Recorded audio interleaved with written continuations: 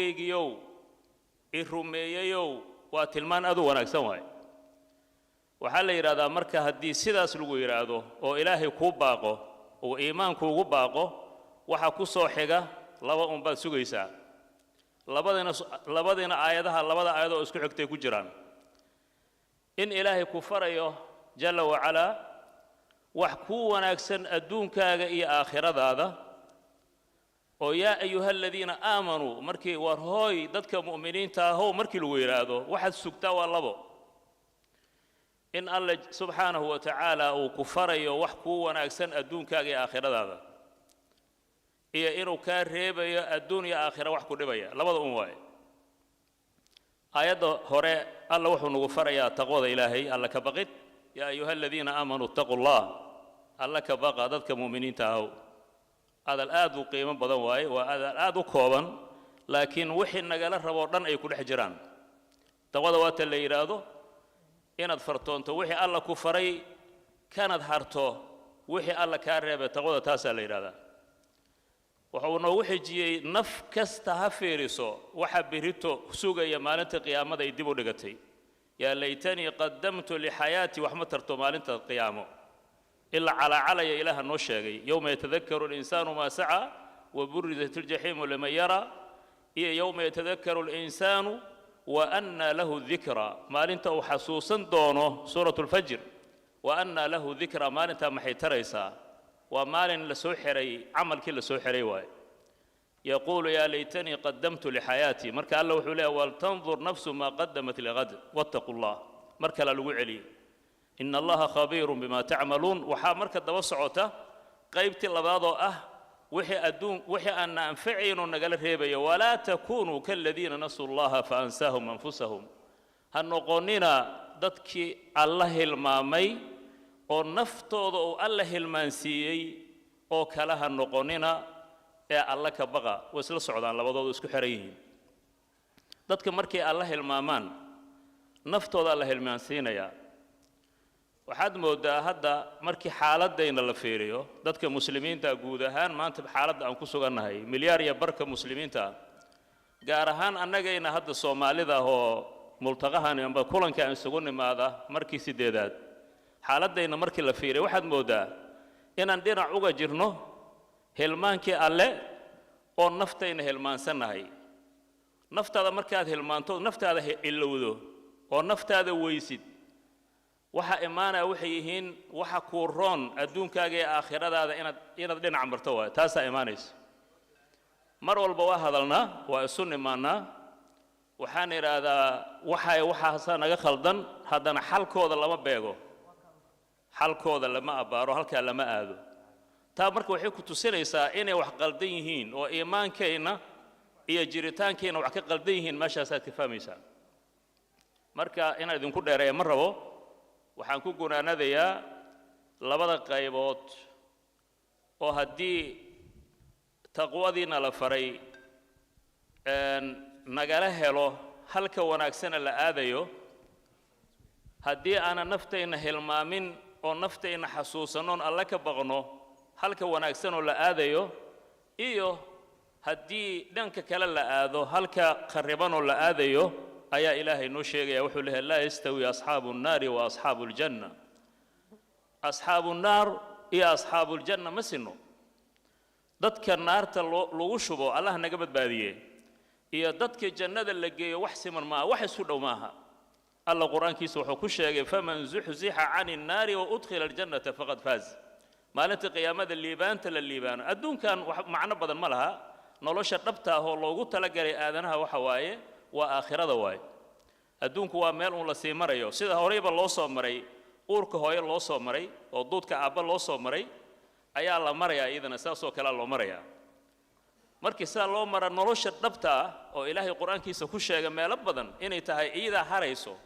ma arkaysaa aakhirada iyada abqa iyada khayr badan iyada baaqi hasho badan iyada harayso cid la cadaabayna iyada cadaabkeedu daran yahay allah naga badbaadiyo wama alxayaatu dunya illa mataa'ul ghurur marka la yastawi ashaabun naari wa ashaabul janna ashaabul jannati humul faa'izun ashabu jannuhu wa kuwa liibana marka kuwa liibana allah nagu daro aan ku dadaalno taqwada alle aan ku dadaalno inaan alla hilmaamin subxaanahu wa tacaala noloshayno dhan si aanan naftayna u waayin naftaada weynaysaa markaad alla hilmaanto kadib waxaa la gelayaa qur'aanka iyo khayrkiisa kadib aayadaha kale waxay ka sheekaynayaan sifaadka ilaahay subxaanahu wa tacaala tilmaamihiisa oo aad u qiimo badan jazaakum allahu khayran idinku dheeran maa waqtigaas ka gaaban allah nugu anfaco intaan nidhi annaga dhehayna idinka dhegaysanaysiinba wajazaakum allahu khayran wasalaamu calaykum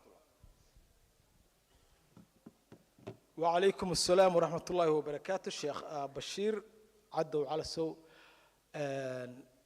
aad ugu mahadsantahay xasuusinta hada waxaan ii sheegay intii fariin soo gaartay saaxiibka waliba particularly Allah karaamaya Sheikh Ahmed Nuur xasuusiyay in ummadda Soomaaliyeed ay ka dhaxeeyaan wax ka badan luqad ay yihiin qowmiyad marka correction qowmiyad luqad in ka badan ay ka dhaxayso weeyaan taas waa correction yar hore ayaan u soconaynaa insha Allah taala waxaanu ciyaari doonaa laba clip waxaan rajeynayaa farsamada inay diyaar yihiin sidoo kale waxaan rajeynayaa in headsetski interpretationka la haysto soo maaha okay farsamada waxaan ka codsanaynaa inay ciyaaraan introductionka heritage idinkoo aad u mahadsan daraasaadka siyaasadda macadka heritage daraasaadka siyaasadda waa macad cilmi baaris kii ugu horeeyay Soomaaliya ka dhisma waxaana uu heelan yahay kobcinta dib u dhiska dawladnimada iyo nabad ka aslaxda gobolka waxa uu ka shaqeeyaa 5 arrimood oo lagu gaari karo arrimahaas waxayna kala yihiin cilmi baarista wada hadallada loo dhan yahay tayeynta waxbarashada caamka iyo la shaqeynta jalayaasha muhiimka ah ee arrimaha khuseeya siyaasadda marka loo kaco dhinaca cilmi baarista macadka heritage waxa uu ugu foganaa ilaa 7 waxyood oo kala ah dib u heshiisiinta dimuqraadiyadeynta ku dhaqanka sharciga horumarinta dhaqan-dhaqaale amniga iyo ammaanka kaalinta dumarku ay ku dhexleeyihiin bulshada Soomaaliyeed iyo sidoo kale arrimaha khuseeya deegaanka iyo isbeddelka cimilada hay'addu waxa ay daabacday warbixino badan iyo talooyin loogu talagalay saamilayda oo ku aadan arrimaha 7 ah macadka heritage waxa uu wada hadalka ummadda u dhexdhigo ku fudeediyaa 3 qaab oo kala duwan warqad cilmiyeed kasta oo la daabaco macadku waxa uu qaban qaabiyaa madal looga doodo taasoo cilmi baaraha hogaaminaya daraasadda uu ku soo bandhigo natiijada baaritaankiisa dabadeedna ay jihooyinka arrinka khuseeya kula doodaan waxaa jira kulamo kale oo lagu falanqeeyo wararka waaweyn ee xilligaa taagan madasha aragti wadaagana waaba ta ugu sarraysa uguna magaca dheer oo hadda lagu jiro tii 7aad dhammaan kulamada waxaa martigelisay Jabuuti halka mid ka mid ah lagu qabtay Garowe mowduuca madasha 7aad aragti wadaaga kobcinta dhaqanka nabadda ee geeska iyo horumarinta wadajirka iyo wada noolaanshaha bulshada Soomaaliyeed ayaa hoosta ka xariiqaya sida ay heritage uga go'an tahay in halka lagu dejiyo siyaasado saameyn togan leh waxa madasha iskugu yimi dad gaadhaya ilaa 400 oo ruux dadkaasi 300 ku dhawaad waxa ay ka yimaadeen Soomaaliya halka 100 kalena ay kaga soo biireen Jabuuti ka qaybgalayaasha madashu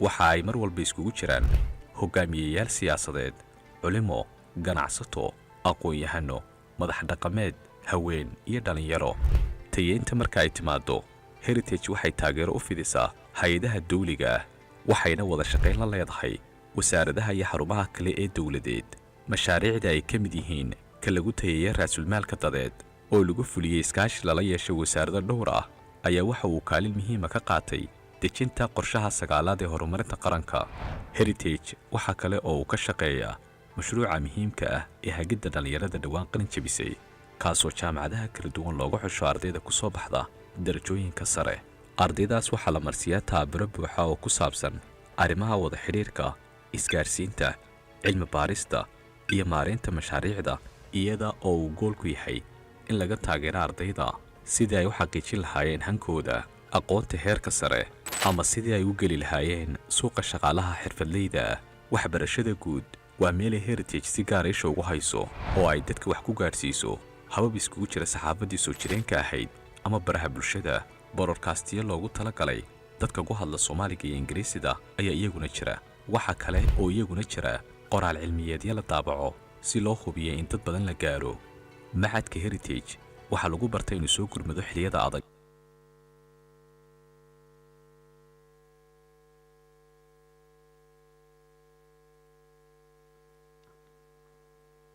waayahay wuxuu ahaa clip kooban oo ka hadlayay taariikhda iyo waxqabadka heritage waxaa noo xigi doona video kale oo ka hadlaya maraaxisha horumarineed ee ay soo martay Soomaaliya oo runtii ka hadlaya gaar ahaan dhinaca horumarka dhaqaalaha waxaan rajaynayaa isagana inuu idin cajab gelin doono nalalka fadlan hala damiyo si muuqaalka si wanaagsan loogu daawado farsamada waxaan ku codsanaynaa inay sii daayaan barnaamijkaas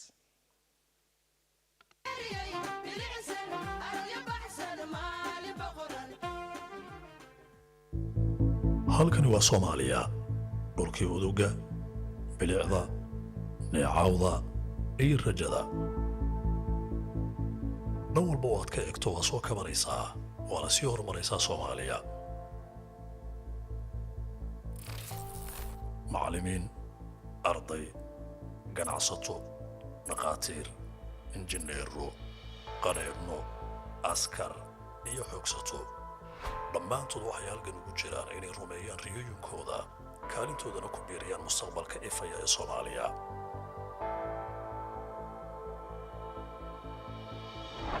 bad iyo bariba dadkeenu waxay ku howlan yihiin inay wax ka soo saartaan dalkooda hooyo beeralaydu waxay abuuranayaan dalagyada mustaqbalka kalluumaysataduna waxay soo jilaabanayaan malaayga ay quudanayaan qoysaskeena reer miyigu waxay dhaqanayaan xoolaha si ay u quudiyaan bulshadeenna una dhowraan hiddaha iyo dhaqanka suuban ee Soomaaliya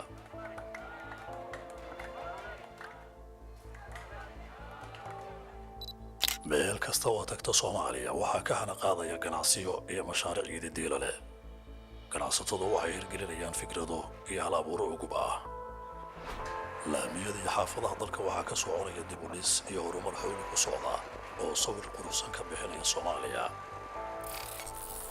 dadkeenu waxay la jaan qaadeen tiknoolajiyada dunida ugu casrisan ganacsi dukaamaysi shaqo waxbarasho caafimaad xiriir wada sheekaysi gaadiid dhan kasta bulshadeennu waxay isticmaashaa tiknoolajiyada ugu horumarsan caalamka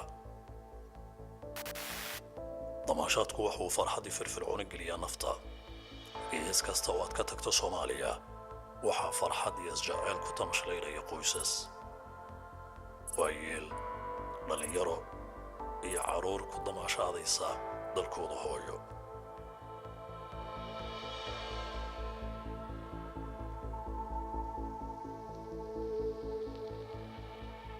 Soomaaliya waxay ku joogtaa jidkii horumarka 22 sano in jirnay waxaan kaalin hogaamineed ka qaadanay walina u heelanahay hayaanka ay dhanka horumarka ugu jirto Soomaaliya fadlan adiguna kaalintaada ka qaado dib u dhiska dalka hooyo iyo dhismaha mustaqbalka iftiimaya ee Soomaaliya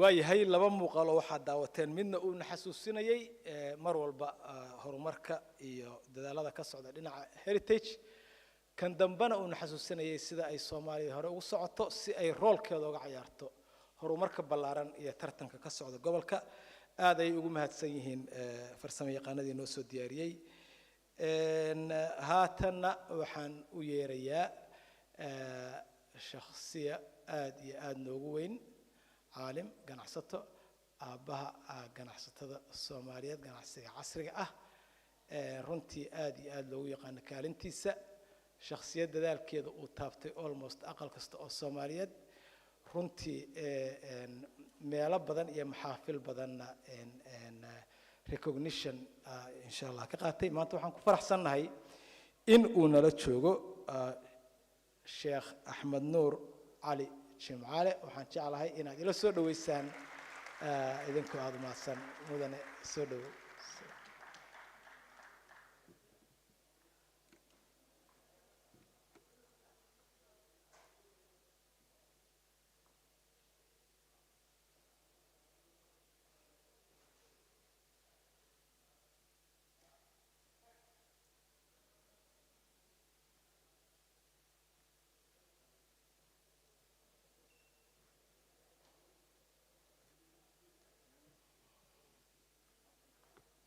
بسم الله الحمد لله نحمده ونستعينه ونعوذ بالله من شرور أنفسنا ومن سيئات أعمالنا من يهدي الله فهو المهتدي ومن يضلل فلا هادي له وأشهد أن لا إله إلا الله وحده لا شريك له وأشهد أن محمدا عبده ورسوله اللهم صل على عبدك ورسولك نبينا محمد وآله وصحبه وسلم.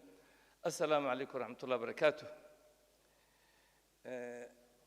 horta aniga kelmad kuma soo talagelin ninkana ila jeclaada meesha iyo ragga heritage hadda markii halkaan uu joogay oo aan dhageystay warka ah oo markasta lagu celceliyo dadka af Soomaaliga ku hadla macnaha waxay la mid tahay dadka af Ingiriisiga isku hadla dadka Faransiga isku hadla war ma sidaasana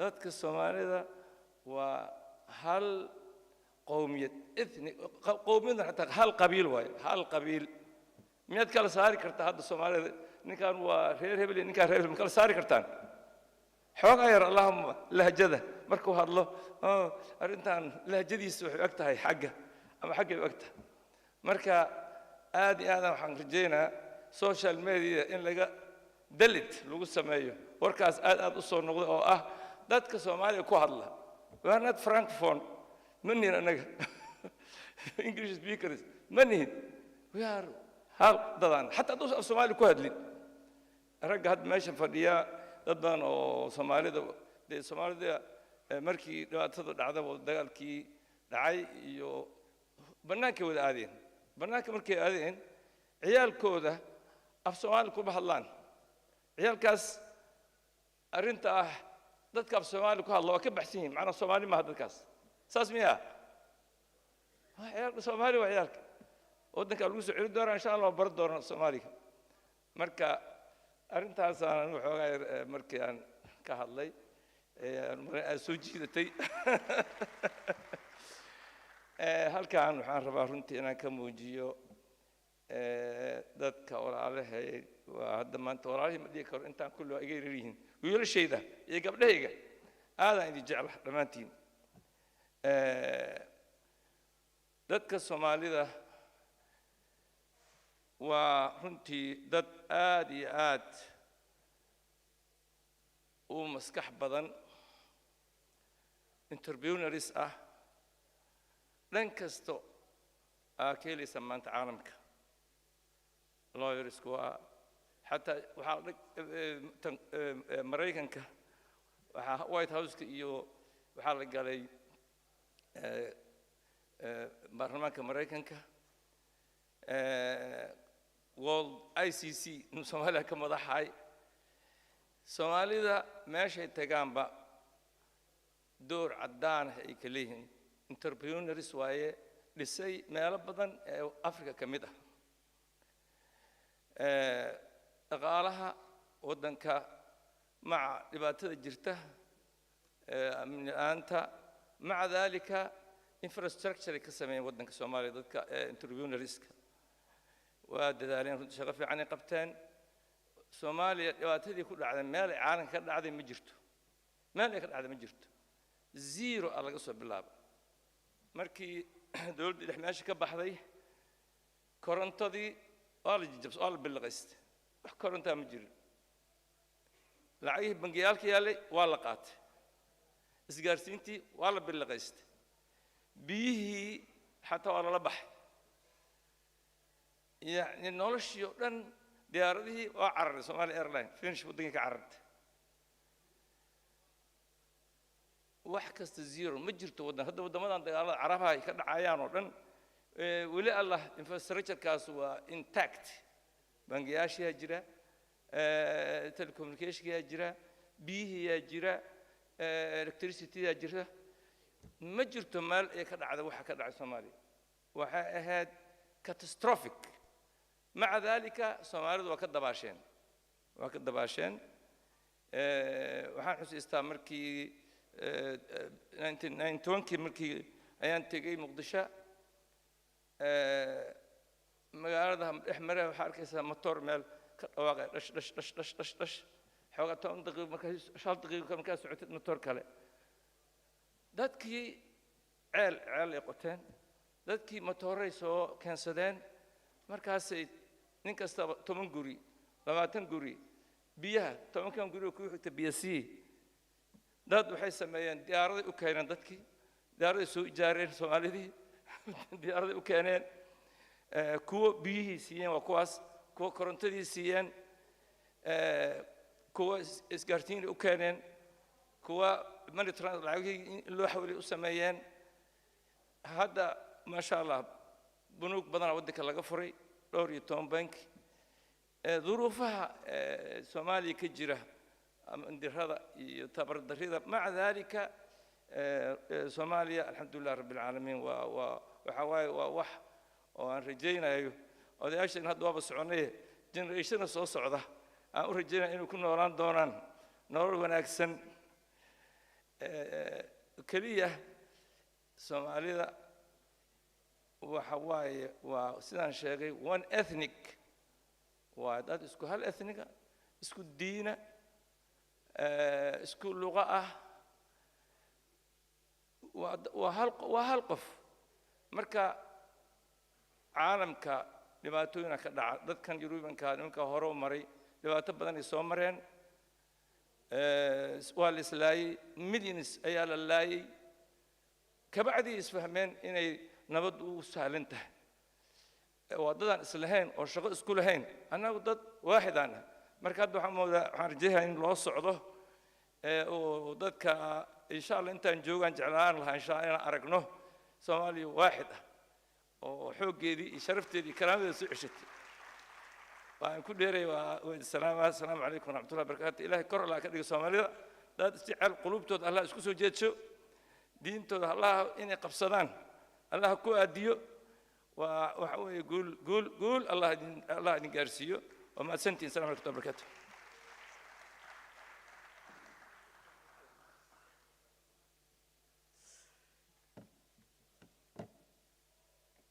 ما شاء الله الشيخ محمد علي جمعالي آدي هذا يا ضمات سنتهاي الدعاء أنا الله إنه أقبله ما أنت برنامج كنا آد أيو كوبين هاي إن شاء الله تعالى سياسة ترتد واسكو حج سنينا وحاسكو دينا بريجيا إيو حسنا إن كبود بدنا وحل هرنا وقدنا ماله هذه أيام دنتون وخصبين لكن سيد قرشة ويا إن شاء الله وسحيق دونا هات وحن ويريا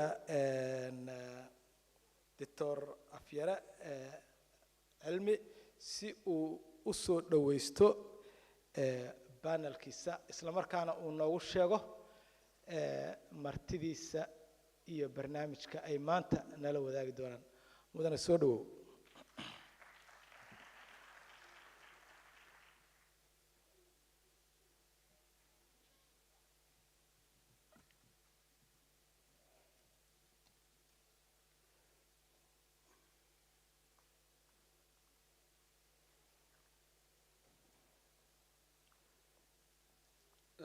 بسم الله الرحمن الرحيم الحمد لله والصلاة والسلام على رسول الله وحان مركوري I'll just say a few words in Somali kadib ayaan u gudbayaa martida maalintii ugu dambeysay waqtiga badidiisana waxaan ku soo wadnay in af Soomaali uu yahay luqada lagu communicate garaynayo maadaama dadka badi ay yihiin dad Soomaaliyeed qadiyada la falanqeynayana ay u badan tahay qadiyad Soomaaliyeed saasay ujeedadu ahayd laakiin Soomaalida arrimaheeda waxay nagala dhaxeeyaan dad fara badan sidaas oo kale mawduuca aan meeshan hadda isugu nimid wuu ka ballaaran yahay Soomaalida oo dadka geeska Afrika ayaan niri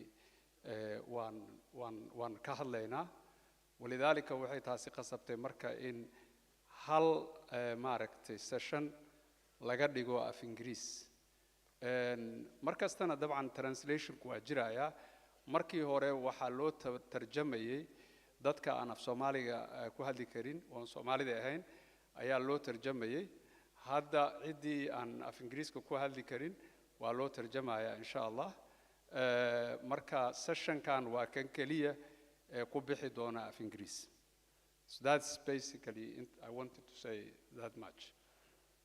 And just to translate what I have just said, we will use English language for this panel and for this session, simply because of the theme that we are addressing and the nature of the participants that are going to contribute.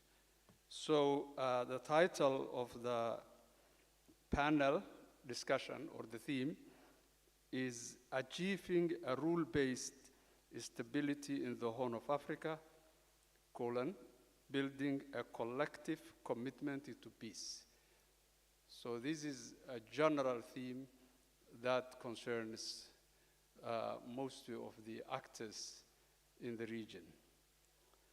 And participants are 6 people.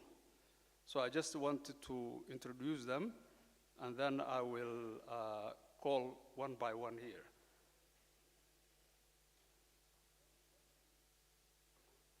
And first panelist will be Ambassador Kamaludin Kani Torun.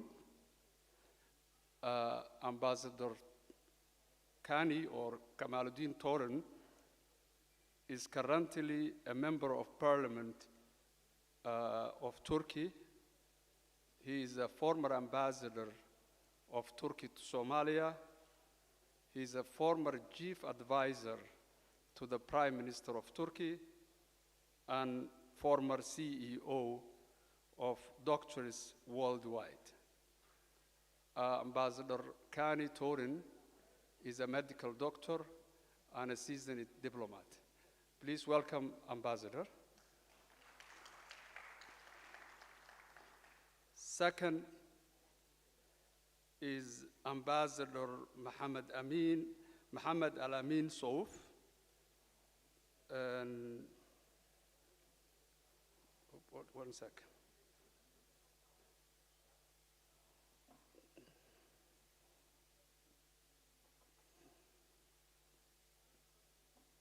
One second, I'm just trying to find the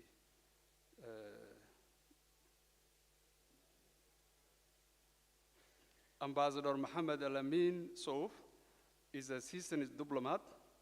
He is currently serving as a special representative of the chairperson of the African Union Mission for Somalia and the head of African Union Transition Mission in Somalia. And Ambassador Muhammad Alamin is the former Minister of Foreign Affairs and International Cooperation of Comoros, former ambassador and permanent representative to the United Nations for his country, and head of the UNIMIT and also MINUSMA for the UN peacekeeping forces both in Mali and Sudan. And he is an author of several books. So Ambassador Muhammad Alamin, please welcome.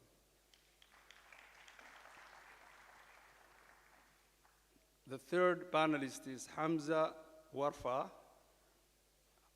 Hamza Warfa is a leader and entrepreneur with more than 25 years of global experience, American presidential appointee, best-selling author, and former executive vice president of the Bankway. Please, Hamza, come. Ambassador Adan Hussein Abdullahi is the fourth panelist. He is currently the ambassador of Djibouti to Turkey and the Dean of Diplomatic Corps. Ambassador Adan is also former ambassador of Djibouti to Kenya, member of the Somali peace process in Djibouti, and former senior policy advisor to the Minister of Foreign Affairs. Ambassador Adan, please. And the fifth is Ambassador Dirir, Mahmoud Dirir. And Ambassador Dirir is the is a member of National Dialogue in Ethiopia, former Minister of Culture and Tourism, former Ambassador of Ethiopia to Egypt, and Board of Trustee member of a think tank called Center for Development and Research Cooperation. The final panelist is our colleague Abdi. Abdi is the former Minister of Planning of Somalia. He's a former journalist at Al Jazeera and BBC and VOA, and he's also a founding director of Heritage Institute. Please come, Abdi.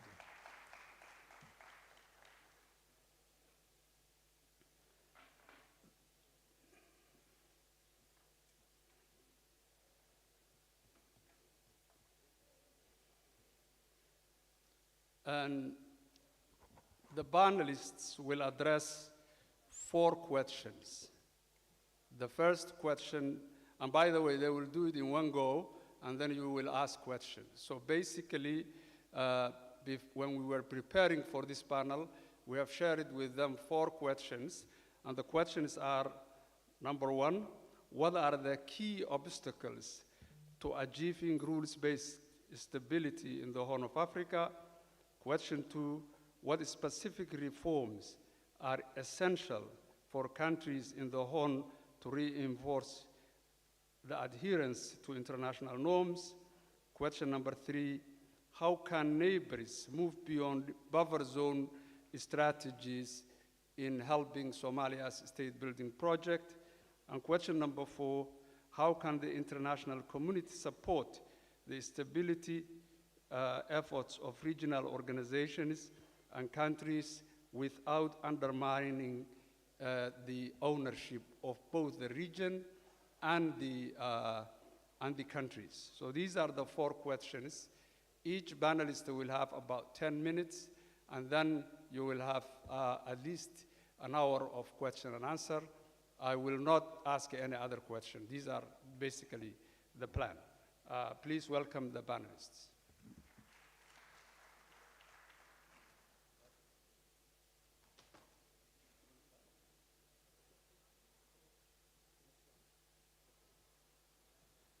I think you can address from here, right? Okay, that's good.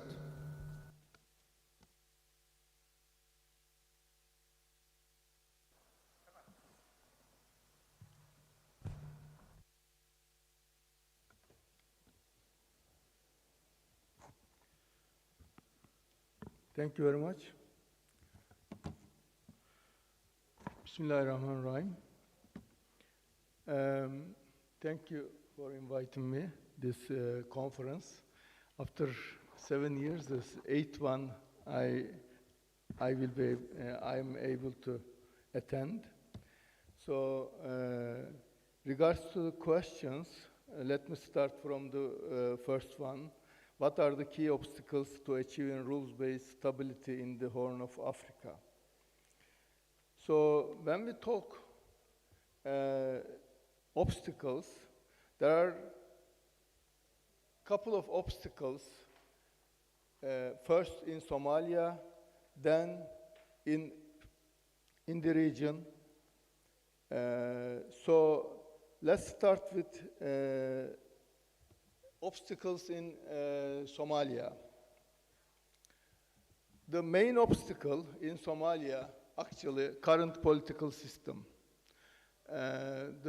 This is destabilizing the country because it's open to corruption, the political system, and secondly, the current political elite in Somalia, because of the system, they are out of touch. They are not accountable to the people. They are accountable to the delegates who choose them, and so in normal democracy, people who are elected, they are accountable to people. So their actions people elect them for their actions, for their ideas. But here, the system, basically, it's corrupt. Once I met with the UN SRSG, Michael Keating, and I said, if you, I mean, say you are, you know, the cradle of democracy, etc., in the UK, but if you have this system, that's the same kind of corruption would be in your country. It's not the people, it's the system. So I think Somalia needs to change the system from this indirect and very open to corruption system than direct election system, one person, one vote. The second one is terrorism. Terrorism is a big obstacle for Somalia, actually, for the stabilization. Since 2009, that first transitional government started with Sheikh Sharif. And since then, that Al-Shabaab terrorism affects country system, people, everything. So I think the government should consider to start serious thinking and negotiations about the reconciliation and possible, this lay down weapons of Al-Shabaab. So this is very important. Both sides have some limits, both government and Al-Shabaab. Al-Shabaab cannot achieve anything through using weapons. So actually, if they take my advice, leave your weapons and then come to Mogadishu and start doing politics, because that way, actually, also one thing that Somali political system can recover, because current political system supported by international community getting legitimacy from international community because of Shabaab terrorism. If that terrorism ends, that no one will talk about terrorism, then they will start talk about mismanagement, they will start talk about corruption, etc. So this is the important thing, that starting a reconciliation. The regional obstacles mainly with the historical obstacles with Ethiopia and the other countries. So I think if you stuck in history, you cannot going forward. For countries should not stuck with the history and then get rid of these obstacles and then going forward. And again, one thing that disrespect the other countries' sensitiveness, which is very important in Somalia. Recent, MOU with Somaliland, Ethiopian MOU with Somaliland, actually, it's disrespect of Somali borders, Somali territorial integrity. So this is not good and this is another obstacle. And also terrorism, again, for the region, also biggest destabilization force, and should be get rid of. The other issue is that what kind of reforms essential for countries in the Horn to reinforce adherence to international norms and rules. The first one is functional democracy. Actually, in Africa general, but also Horn of Africa, the democracy is important. Democracy means people who are elected, who are governed, who rule the country, they are accountable to people. So this will, the first one, and secondly, rule of law. Rule of law is very important because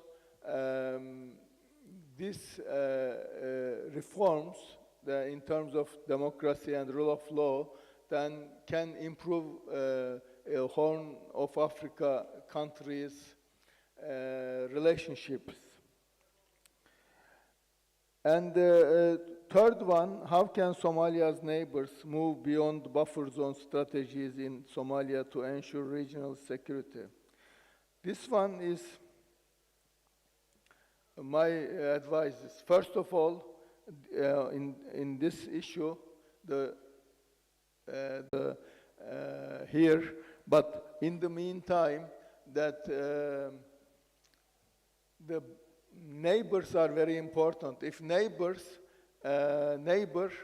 doing something behind you is not good. If neighbor helping you, it's very important.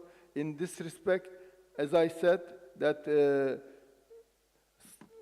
Djibouti's contribution is very, very important and very good. And the last one, how can the international community support the stability efforts of regional organizations and countries without undermining ownership? This international community help, first of all, for dialogue and mediation. This is very important, you know. I will give, for example, our mediation effort with Somalia and Somaliland and the Turkish effort. When I was in the office that time, we started. And it helped both, you know, this governments come together and then talk about the issues. And the other countries, again, that, as I said before, the Djibouti's effort and other, you know, international communities' effort for mediating. Again, mediating maybe for with the Al-Shabaab, again, that would be helpful for Somalia. So the second one for international community is supporting the political system. This is important that, you know, Somalia needs, first of all, the proper one person, one vote election. International community financially support, you know, this ID card, etc. for this, and then, you know, again, can support also this effort of one person, one vote, and finance it. No interference in local politics. International community should actually should give attention on this issue because the interference in internal politics is not good. Sometimes it backfires. So the international community, the countries should respect the local politicians, should respect their you know, their tradition. So this is important for international community not to meddle with internal politics. And we have a Turkish model in this. I would like to say, since 2011, we do not involve in internal politics, but in the meantime, we are very much I mean, it's very good relationship with each government, whoever elected it is, and then helped countries, security sector, and other sectors. So this way, I think the international community and other countries can follow the example. Thank you very much.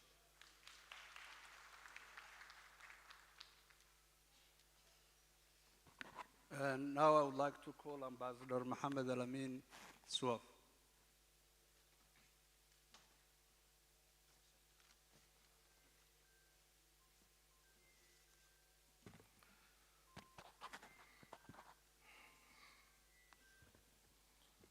بسم الله وكفى والصلاة والسلام على المصطفى.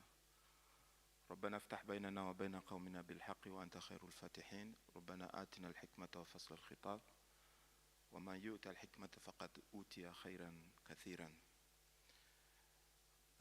Excellency, Honorable Assistants, ladies and gentlemen, brothers and sisters, all protocol observers, Assalamu alaikum wa rahmatullahi wa barakatuh. I would like to thank Heritage for extending to me this invitation and come participate and discover this beautiful country, Djibouti. My thanks to the authority of Djibouti as well for the warm welcome, the hospitality, and the facilities given to us in order to make this event a successful event. Our task is difficult task, what we have been given today, because I assume that from the day one, everybody spoke about Djibouti, about Somalia, about the Horn of Africa, and I don't know whether there is anything left for us, but we will try. I just want to echo what the Ambassador of Turkey mentioned already and confirm. I think that he spoke on our behalf. But Somalia itself, as a country, as a nation, it's a big piece. In the region, in the entire region of Horn of Africa, we cannot talk about Horn Africa without talking and thinking about Somalia. We have many theories about the Horn of Africa. Where is the Horn of Africa and from where? And initially, the Horn of Africa is the land of the Somalis, in Djibouti, in Somalia, and in the part of Ogaden and the northern part of Kenya. When we are talking about those, something already one of the speaker, the key speaker in the beginning, mentioned about the language of Somalia. This is something that all of us, I think in this room we can feel that all of us, we are Somalis.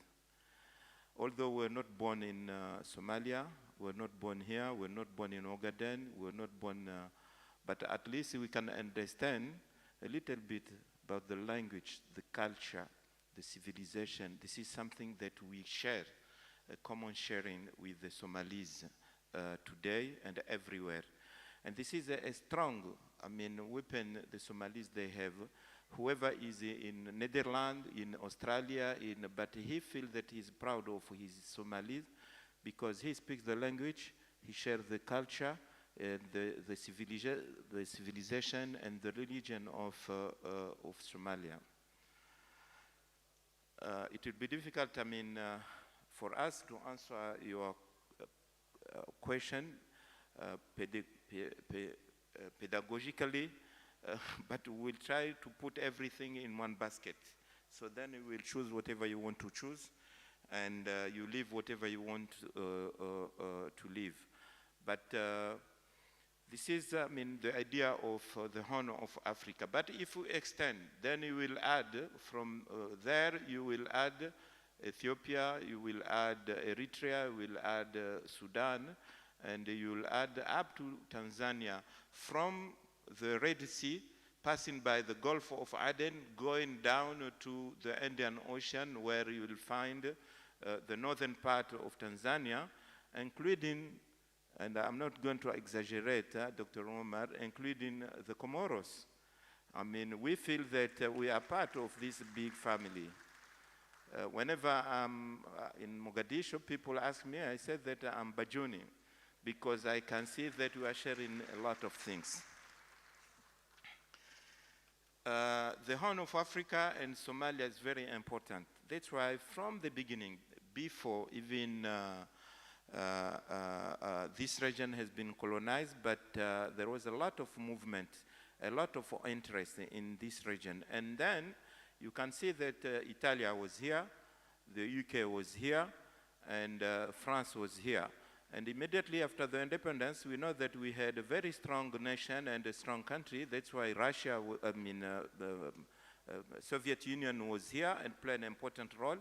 The US, they were here playing an important role.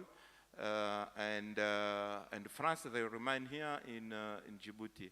But after the Cold War, everybody has gone.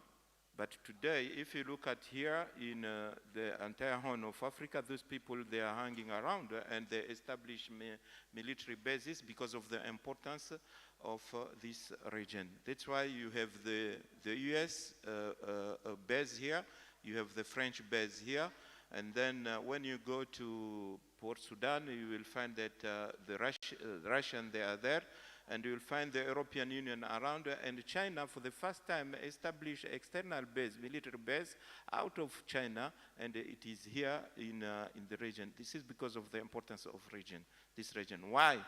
Because of the people, they are clever, because the people, they have a wisdom, because of the people, they have many things in this region. This region, this is the vital mine supply maritime route and connection between Europe and the Middle East and Asia. And we saw that Middle East, they are supplying oil to Europe. Without that, oil, energy cannot run in Europe. That's why, this is really vital. And if you look at the global trade of the world, 25% of the global trade through this mine road. From Japan, from China, from India, from going to the European countries, they will pass by this road. The channel of Mozambique, you go up to Kismayo, and then you reach the Gulf of Aden, and you get in the Red Sea, and then you go to the Mediterranean. The European Union, their trade, they have like 75% through this main road. So nobody can ignore this road and this space. We have a lot of mineral resources. We have oil, we have gas, we have fishery resources, and it is, as I mentioned earlier, it is a big oil corridor, for the mine supply. That's why it will remain forever a vital space for the international community. Horn of Africa and the security. We can recognize, as I mentioned earlier, that you had countries like Ethiopia, you had countries like Somalia. They were very strong countries, very strong states before Somalia collapsed in early 90s. And the state collapsed, the country went through a civil war, you had the clan here and there running the show in the country, but with the wisdom of leaders, including the Djiboutian leader, who organized a couple of meetings, they managed to bring everybody to sit in together.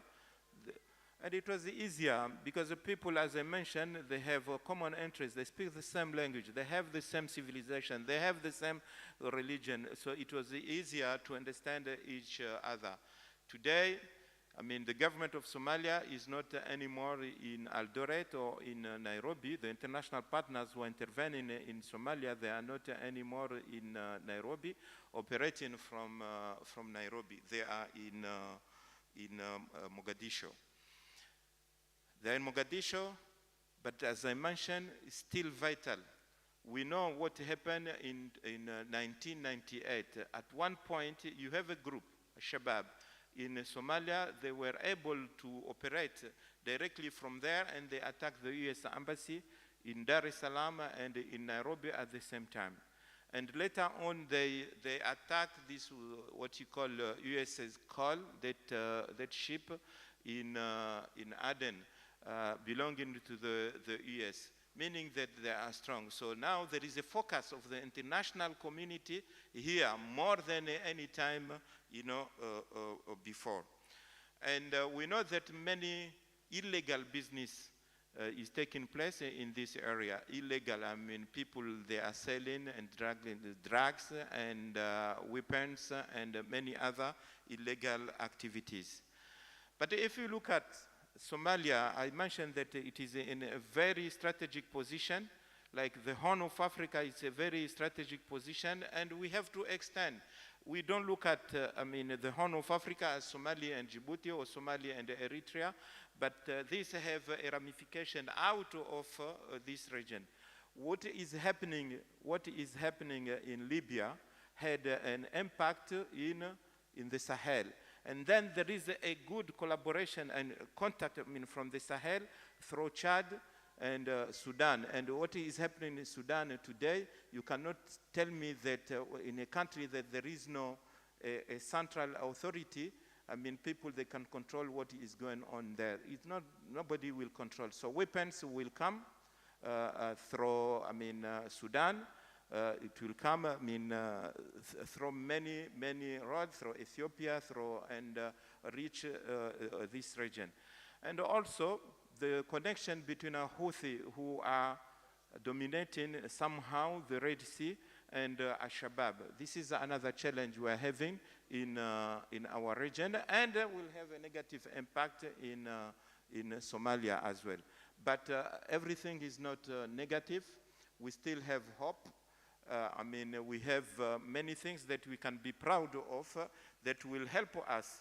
If we address the issue of the terrorism, we address all those issues. But today we have, in terms of communication, and sir, thank you very much for facilitating, because this communication is very important for any country that want to move. We have the diaspora, we have the young generation. They were born in the US, in Australia, but they decided to come. I was so proud because when I was ambassador in Egypt, was following people who reached my age, in hotels for peace process. But today in Mogadishu, you see people who are 20s, 30s, they are dealing with whatever is related to Somalia in terms of entrepreneurship, in terms of national reconciliation, in terms of democracy, in terms of those things. We are proud of them. I mentioned that good things. Somalia today is part of the East African community. Somalia today is going to have a seat at the Security Council, meaning that many things are done. What is needed to be reinforced from is the social cohesion. This tension may remain, but we need to reinforce the social cohesion. The relationship between clan and clan, between state, federal member state, and federal government of Somalia should be reinforced. And this structure that has been established by President Hassan Sheikh, which is the NCC, I think this is the best forum to address the issues of the Somalia. International partners, should be allowed to play a role. I know the role of IGAD, but the African Union, I mentioned that in 2007 when they came, they managed to degrade Al-Shabaab and to liberate Mogadishu and many other countries, and they will continue. The ownership should be there, but in order to allow the Somalis to take ownership, we need to support them in terms of force generation. ATMIS is moving. ATMIS is handing over security responsibility to the Somalis, but they need to be supported by the international community. And thank Ambassador of Turkey, because the Turkish, like the American and the Emirates, they supported in terms of generating forces, as well as Uganda, Eritrea, and Ethiopia. Many things have been said. I was not here, so you can forgive me if I went out of control. And once again, thank you and congratulations.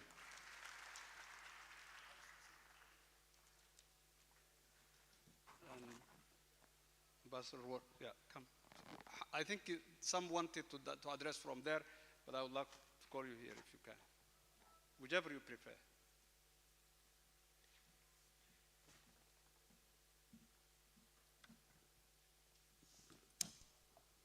بسم الله السلام عليكم ورحمة الله وبركاته.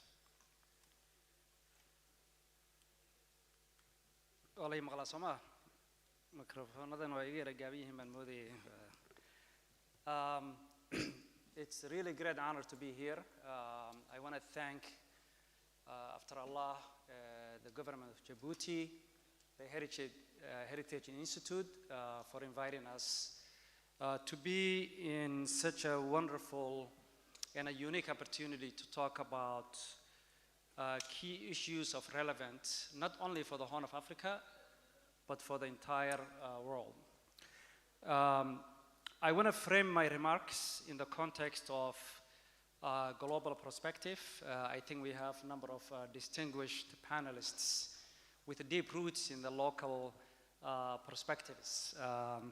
I want to really start off first. My remarks will be based on my recent experiences, particularly in the Biden administration, working across 74 nations, where I really gained new insights and experiences, particularly about the Horn of Africa. But I want to really, in Islam, we are taught to focus and prioritize the practice of gratitude. I left Somalia when I was 10 years old, and during the Civil War, at the beginning of the Civil War, and being away 30 years and coming back last year to Mogadishu for the first time had a profound impact on me personally. And so coming back now for the second time, and at a time when we are all taking time off from our busy schedules to reflect deeply in this moment we're in. I know Dr. Afiere had a number of questions, and the first one was about rule-based. The key three words for me were rule-based, stability, and Horn of Africa. And so just from a global perspective, and my own experiences, just in recognizing the importance of this region, not only as a son and a child from this region originally, but also as someone who had the experiences of seeing what are the experiences of other countries as it relates to what we're going through as a region, and particularly in Somalia. I want to challenge the assumptions of the questions itself, because I want us to live with questions so that this is not a one-time off conference, not 4-day conference, but as we enter new phase globally, new challenges that require a new way of thinking, new ideas, new players. We need to deeply think about what are those rules that Dr. Afiere started in his questions. Who set those rules? Who are the players in these rules? How are they affecting us, all of us? How are they affecting us? How have they been affecting us in the past? My understanding of the question from Dr. Afiere is that the question is based on the rule-based international law and structures and norms that were set after the World War II in the global liberal international order. That in itself is being challenged right now. And so I want to really frame us in this conversation by thinking not Horn of Africa as this isolated, island, but a region that operates in a global context in which the actions of global leaders and global nations, including dominant nations, have such a profound impact in whatever problems and solutions that we're trying to solve. Case in point, the same challenge that the Horn of Africa, or specifically Somalia, is going through are exactly the same questions and the same challenge that we in the United States have been experiencing, particularly over the last 80 years. We had a candidate who just won an election in the US who had the premise of his own campaign to be either I win the election or the election was rigged. So when President Trump won the election in November, all of a sudden we had no issues about the election system. From his perspective, everything was smooth, everything was fine. And so I'm just using that as an example to say that while the problems we have in Somalia and in the Horn of Africa might seem to be just unique to us, the entire global country, global world is going through their own challenges. The second issue that I would like just to highlight in this context of rules is that there were presumptions made in the past that um, there are rules and there are players who are enforcing those rules. But what happens when those countries who were supposed to be the referees of these rules are violating the rules themselves? When the credibility of the referees are questioned, how does that impact the Horn of Africa?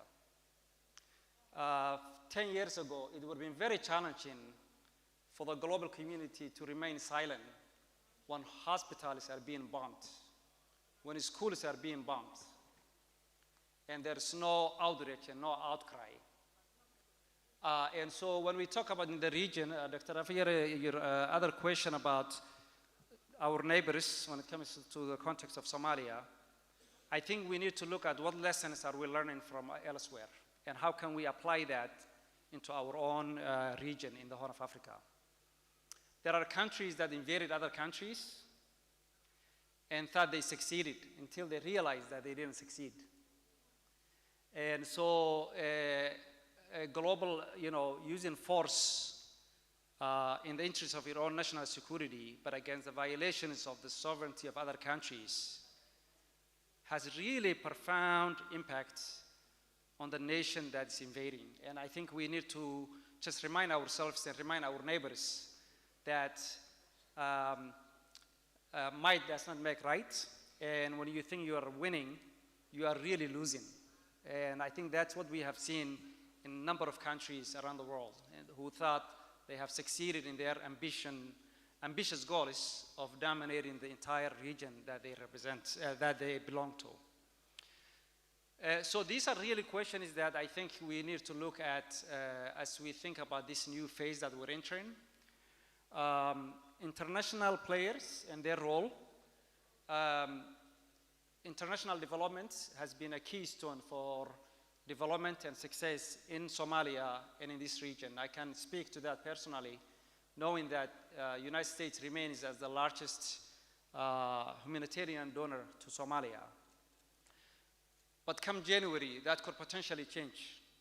So what is the scenario planning that Somalia and the region needs to make? Wow, that was 10 minutes? Okay. All right. The second is that, if we want to maximize security, the United States and a number of countries are providing the resources for peacekeeping operations. So if the new administration in the US decides to withhold all funding to peace operating funds, what is the security situation of Somalia and the Horn of Africa in 2025 and beyond? These are fundamental questions that have real impacts, that will have real impact on this region. And so I just want us to think about what is the role of the private sector, what is the role of philanthropy, what is the role of academia, and how can we look our issues in the context of what's changing in the entire global system. The fragility that we are experiencing now, unfortunately, seems to be getting worse. So we need to plan ahead and think about how are we applying new paradigm shifts, new thinking, and bringing players and participants, stakeholders that have not been part of making change in our communities. The role of young people, the role of women, the role of players, the ambassador mentioned the role of the diaspora, which is a huge asset that has not been utilized fully yet. So I wish I had more time, but I just want to really share my gratitude, and I want to also acknowledge Sheikh Ahmed Noor, who has really been a pioneer in making sure that we survived the last 3 decades in the absence of a fully functioning society. So with that, I just want to conclude with salam. Assalamu alaikum wa rahmatullahi wa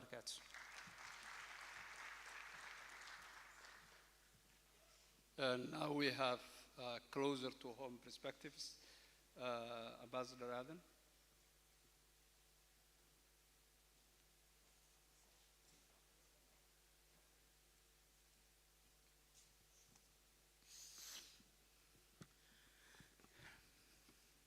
بسم الله الرحمن الرحيم والصلاة والسلام على سيدنا محمد وعلى آله وصحبه أجمعين. First of all, I would like to sincerely thank the organizers of this forum, Heritage Institute, who have shown a strong commitment and dedication over many years to strengthen human and intellectual bonds and ties between Somali and Somali scholars dealing with Somali issues and regional issues, wherever they live. I would like again to reiterate my heartfelt congratulations to Heritage Institute, Hambalyo. Having said that, I would like to highlight 2 or 3 points on the topic that we are going to discuss today: achieving a rules-based stability in the Horn of Africa, building a collective commitment to peace. But before going straight to our region, I would like to say a few things about what is happening today in the international arena. As you may know, at the international level, unfortunately, we stepped into a new era whose consequences remain unpredictable. A new era marked by multiple and significant threats to international and global security. All around the world, we are facing a political and financial decay, food and energy crisis, the spread of conflict and civil wars, hybrid wars, terrorism, cyber warfare, uncontrolled migration, growing inequalities, poverty, pandemics, floods, and prolonged drought. And above all that, we have today a new threat. This is what we call misinformation and manipulation of the people. In this new era, we have noticed that on 2021, for the first time in the history, the global military spending exceeded $2 trillion. On 2023, it was about $2.44 trillion. This trend will increase probably to more than $3 trillion at the end of 2024, leading the world to a more complex and unpredictable path, deepening their geopolitical division, triggering more suspicion and mistrust between states, and of course undermining the international institutions. I think these are some facts and figures that we need to take into account because they are shaping in a very significant way the global security today. We know what is happening today in Gaza. The foundation of the international law is at risk, and Israel is acting off and above the law. And we all know what happened to Mr. Karim Khan, the prosecutor of the ICC. He admitted on CNN that he had a phone call with a prominent political leader from the north, and he has been told clearly that the ICC has been set up and designed for African nations and some other thugs. I don't want to give any name here, but that's a fact. This is not justice, and this is not rules-based international order, and we have to say no to this denial of the international law. But I'm very confident that justice will prevail, and the rules will prevail. The ICC, a few days ago, have issued a warrant arrest against the Prime Minister of Israel and the former Minister for Defense. And this is a first crack. This is a historical crack in the wall of impunity that has been built around Israel for the last 4 or 5 decades. And this is, again, justice. And justice, I'm sure, again, will prevail. Coming back to our region, I would like to quote a Somali expert, Muhammad Alamin, who wrote on 2021 in a journal called the African Report, and I quote, "No other part in the world has seen more peacekeepers than the Horn of Africa, and no other part of the world has produced more refugees in this region. I don't want to agree totally with him because from the clip that we have seen earlier, we have seen that, the region is on the right way. The economy is growing, especially, from the clip that we have seen in Mogadishu, and we are on the right track. But the fact is that from outside, our region is somehow seen as an unstable and volatile region. But ironically, the Horn of Africa is one of the richest regions in Africa, and probably in the world. It has huge natural resources, a potential agricultural resources, fishing resources, water resources, oil and gas. And all the same, we have a young population and a potential marketplace. We have a qualified labor force. We have a strong political commitment to move our economies ahead all around in the Horn of Africa. We need to build a regional and integrated economy. We need to invest in vital infrastructure, airline, highways, railways, industrial zones, efficient and integrating banking system. This must be our main objective, but to do so, we need to rebuild trust between our nations and our societies. We need security and stability. We need to put in place a system understood and accepted by all, based on standards, rules and law consistent with the international law. Thank you very much.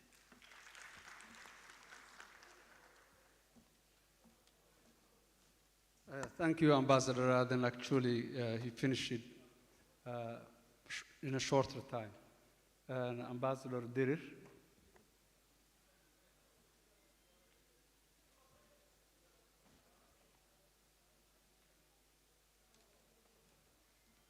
السلام عليكم ورحمة الله وبركاته والصلاة والسلام على أشرف المرسلين سيدنا ونبينا محمد وعلى آله وصحبه أجمعين آمين. كل قارئ والسلامتين دمانتين وحانا قرنين صوبتان أفقل أدوغو هذا هدلين لكن دكتور أفيرا إيقاد دعيه ويدي واحد جوغا ضد بدن ولا لهنا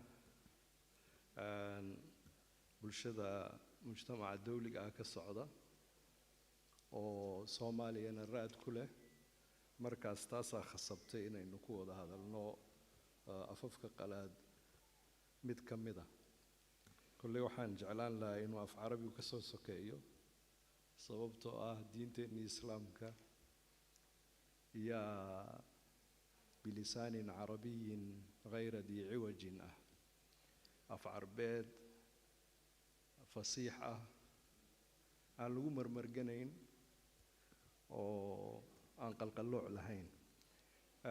Coming back to the session, I would like to thank first of all Afira Elmi, a friend of mine, a scholar, a researcher, and an intellectual. And I would like to say Ambassador Haile Sawahlar Nasanas, Hosh Gildanas, Habaria Subui Indigiango.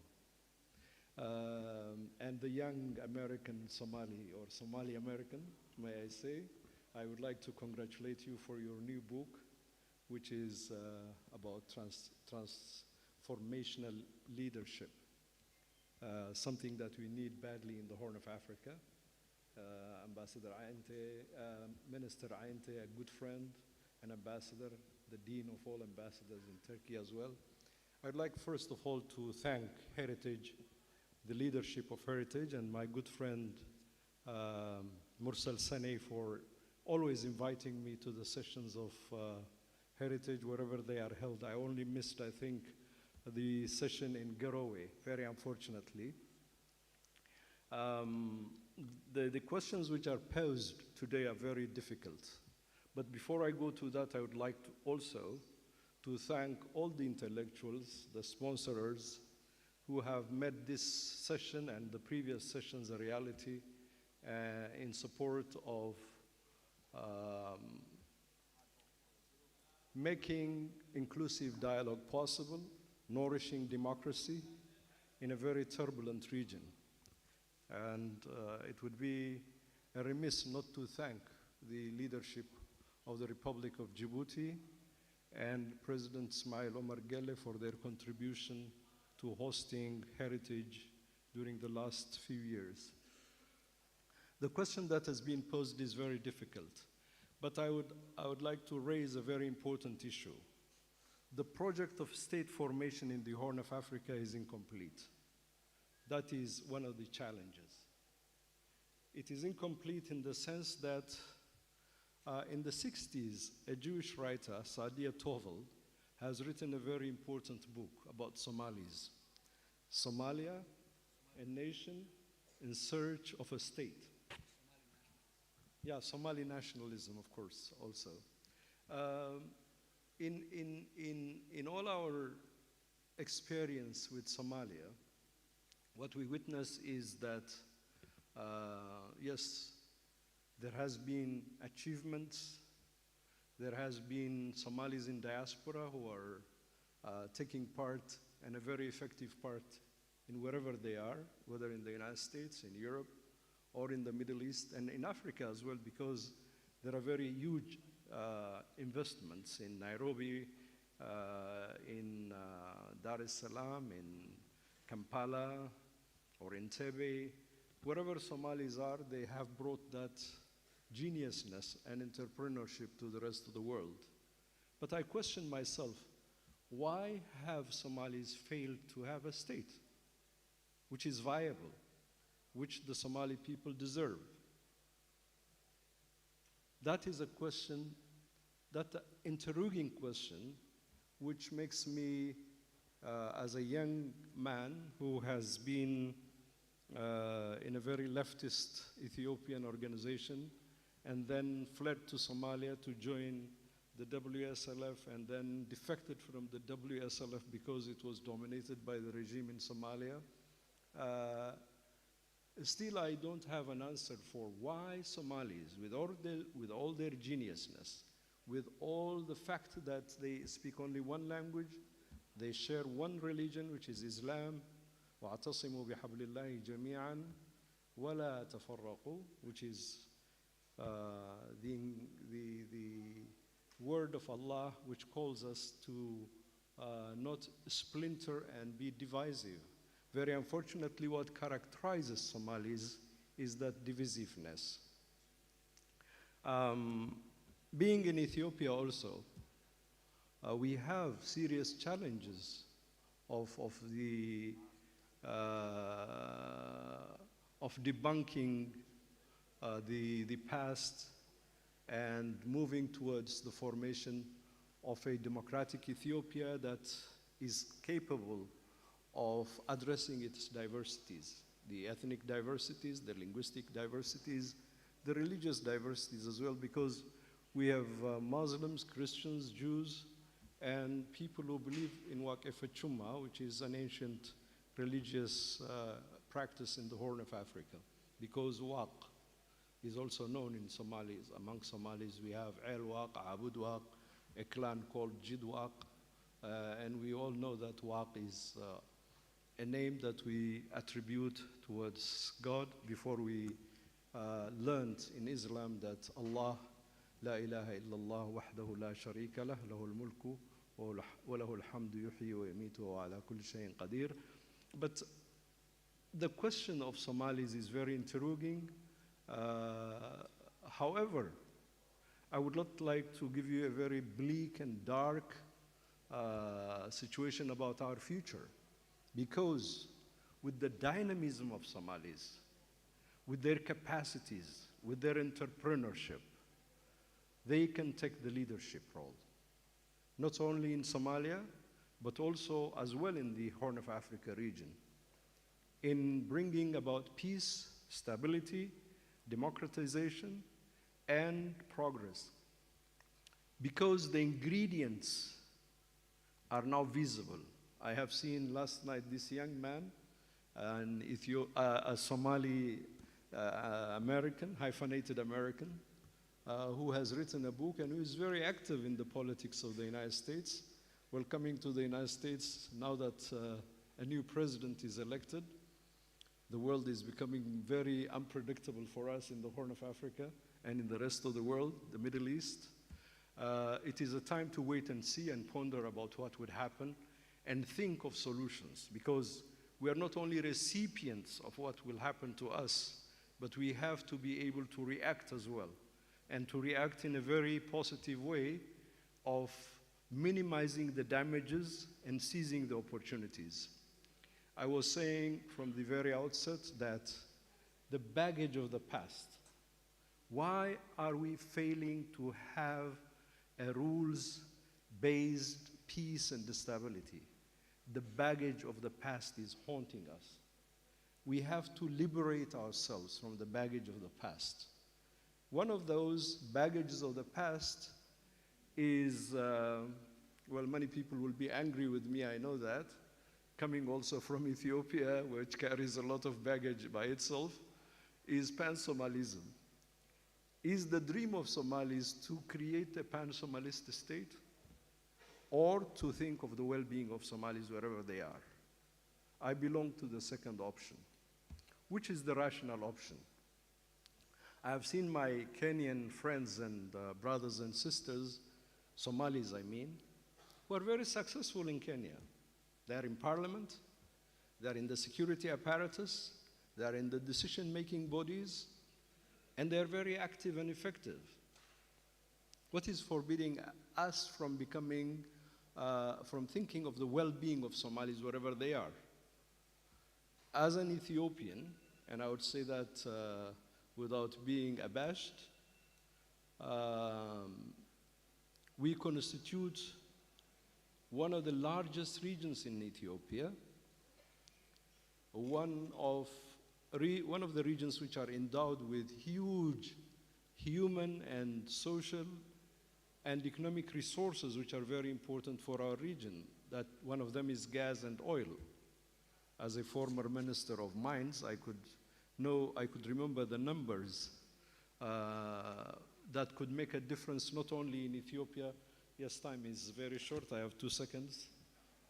I would say the future is bright. And with organizations like Heritage, we can create a space for dialogue, solve our problems in a very civilized manner. I thank you all. God bless you all.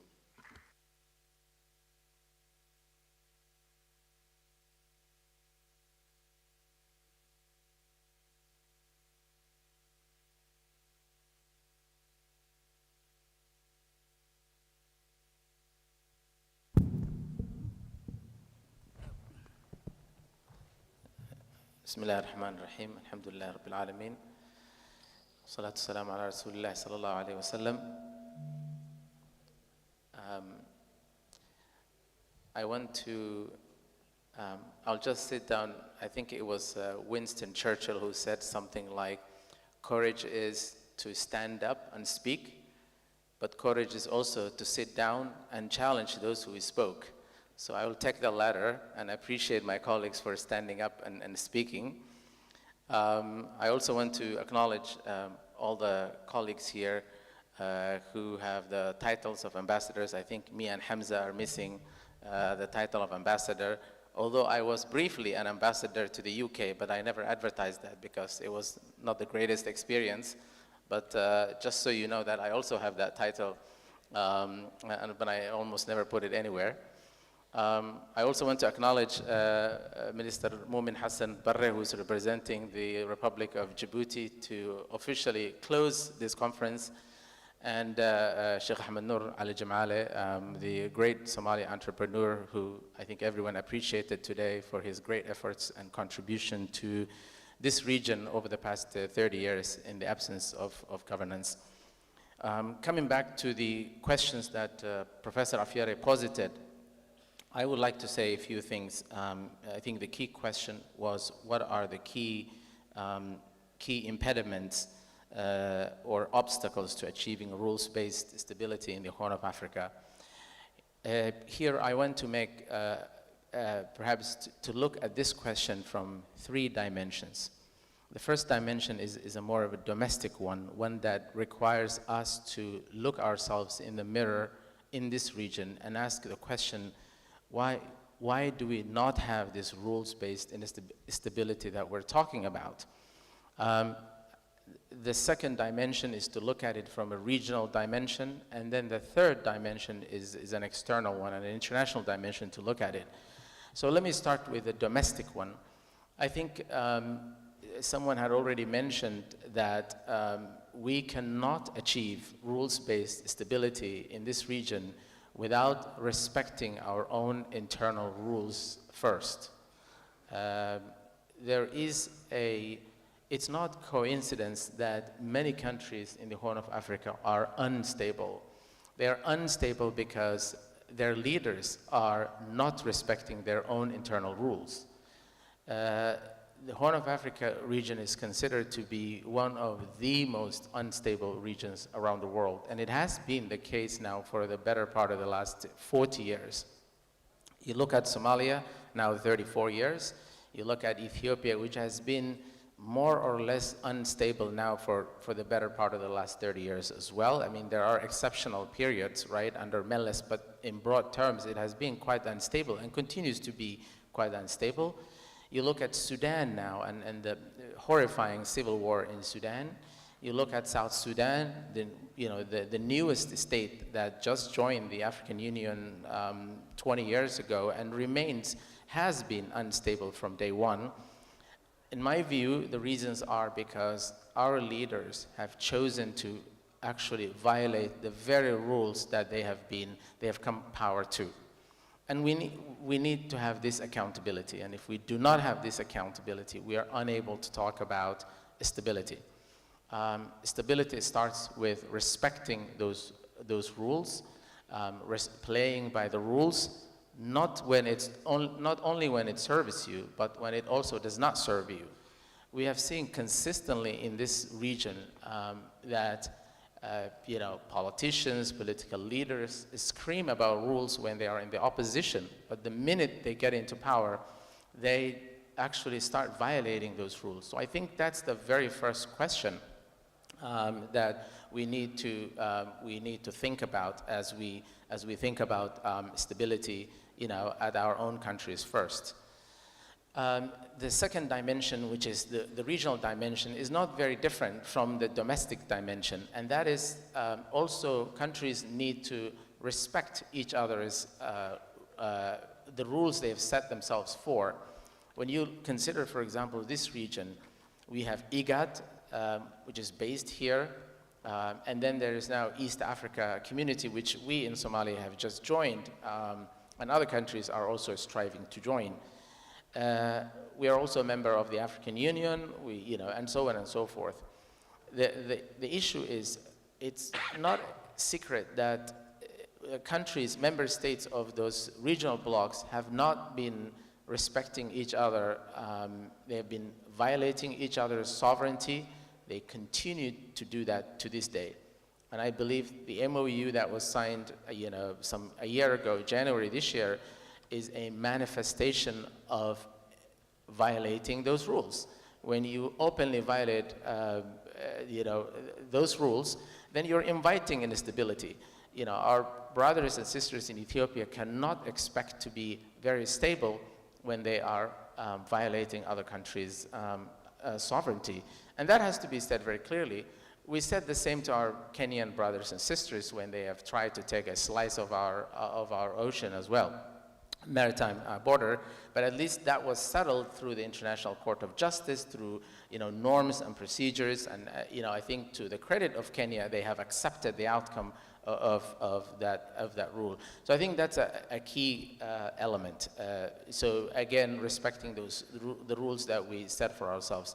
The third dimension is the international one, and I think a number of my colleagues have already alluded to the fact that we now live in the post-world order. The world order that was set in after the World War II has now almost entirely collapsed. And the very countries who have written those rules for themselves, these are primarily Western countries, keep that in mind, principally the United States, followed by Europe, and other countries are now violating that. They're violating it in Gaza. I think what's happening in Gaza is obviously a manifestation of how they do not respect the rules they set themselves for. Even now when, Ambassador, as you said, when Netanyahu was called into the International Criminal Court, most European countries have already either denounced it or made it abundantly clear that they're not going to arrest him.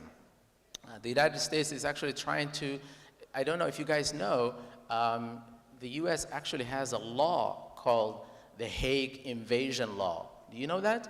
And they actually passed this law to invade Hague, which is where the International Criminal Court and ICG are based in the Netherlands, should these courts try to arrest American officials or indict them.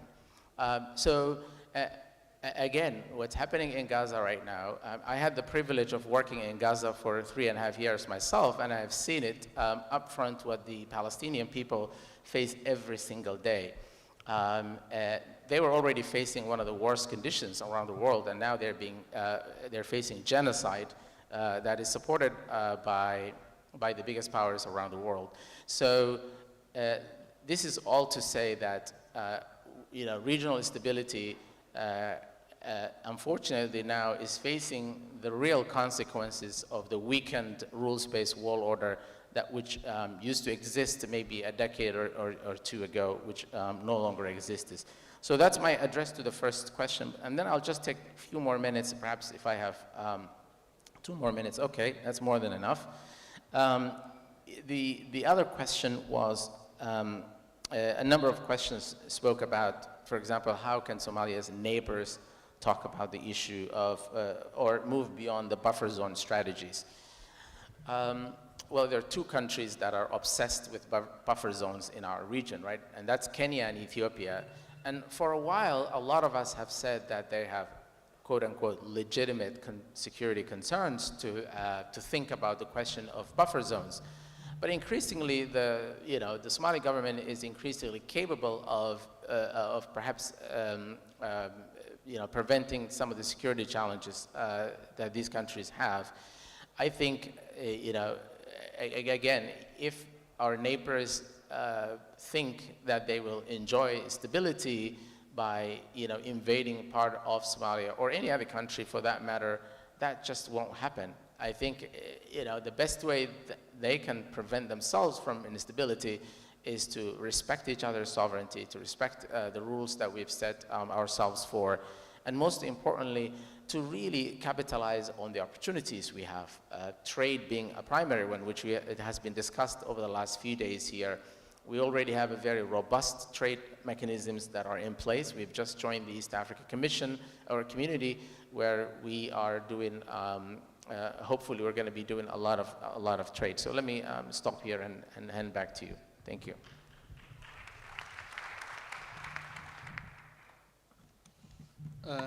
Thank you very much. I really appreciate all. Here we have few facts.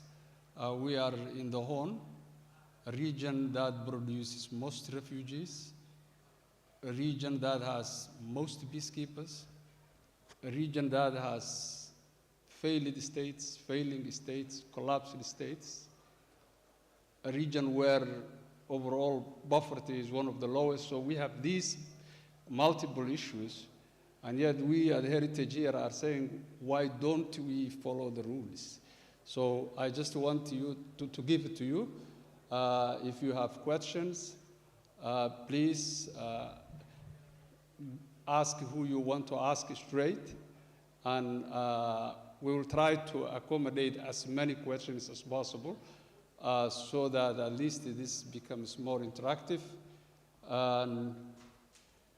Okay, last many times, I think we were starting this part. So this time we will start in the middle. That person, I think I gave it to the next one. Sorry? Okay, go ahead. I'll give you anyway, even though I have given to that person. Go ahead. Yeah, hi, Mike. Yeah? Sexy. Please be brief.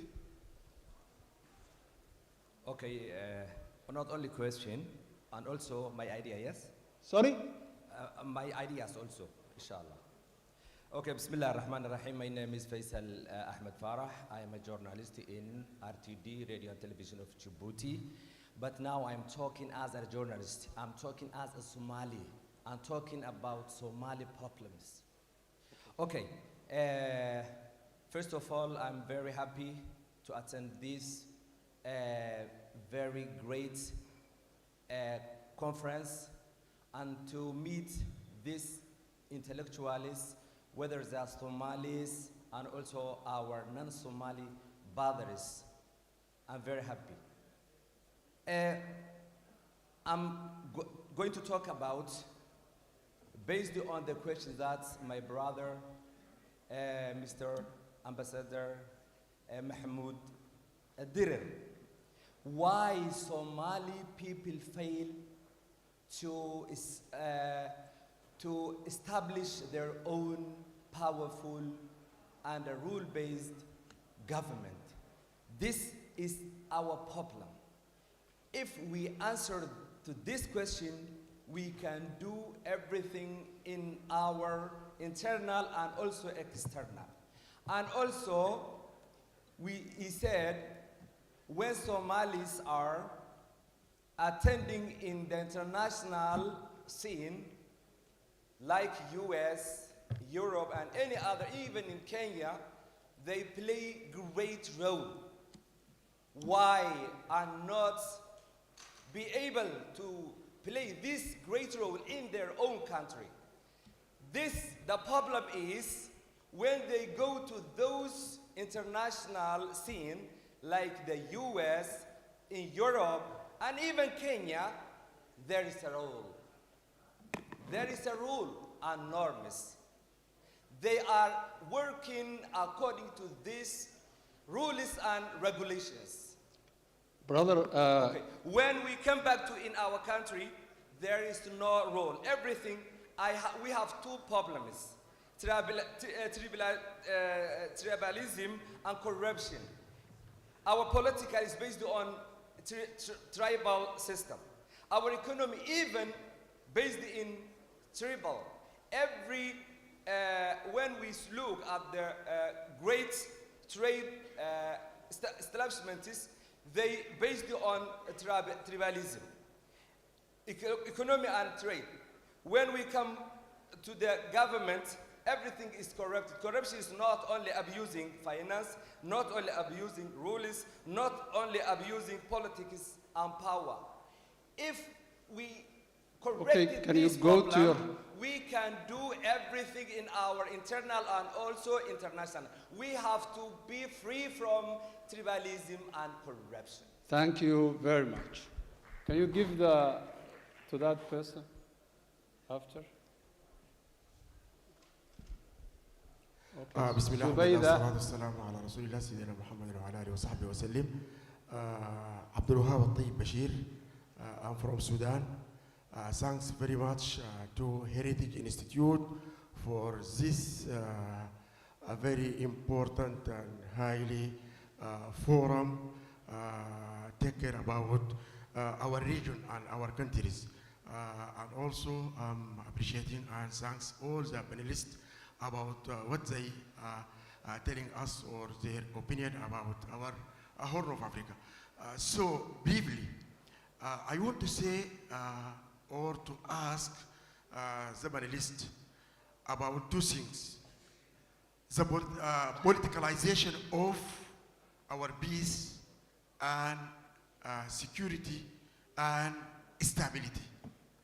In my opinion, I'm not believe that we can get peace and we can get security while we are affecting and suffering from politicalization from outside or interference of regional and international, and even the internal actors like what happened Al-Shabaab movement are used in duality. So this is number one, politicalization of our issues. Okay, brother. So, number two, quick, yeah. the targeting. The targeting. What happened in Sudan, in my opinion, is targeting. What happened in Somalia, in my opinion, is targeting. What happened in Gaza, in my opinion, is targeting. So why we are targeting? Why Somalia targeting? Why Sudan targeting? And we are targeting by whom? From whom? This is very important question we should have to ask. Where and when we can stop this targeting? So there is many questions we should have to answer. Okay. So as to get and achieve our stability, our peaceful situation, to be in our country, not to be refugees or refugees, not to be displaced. Thank you so much. Okay, brother. And Professor Abdi Wahab has presented his paper here. I want to give it to Zubayda and to that girl as well, those two. So then we will move to the presenters.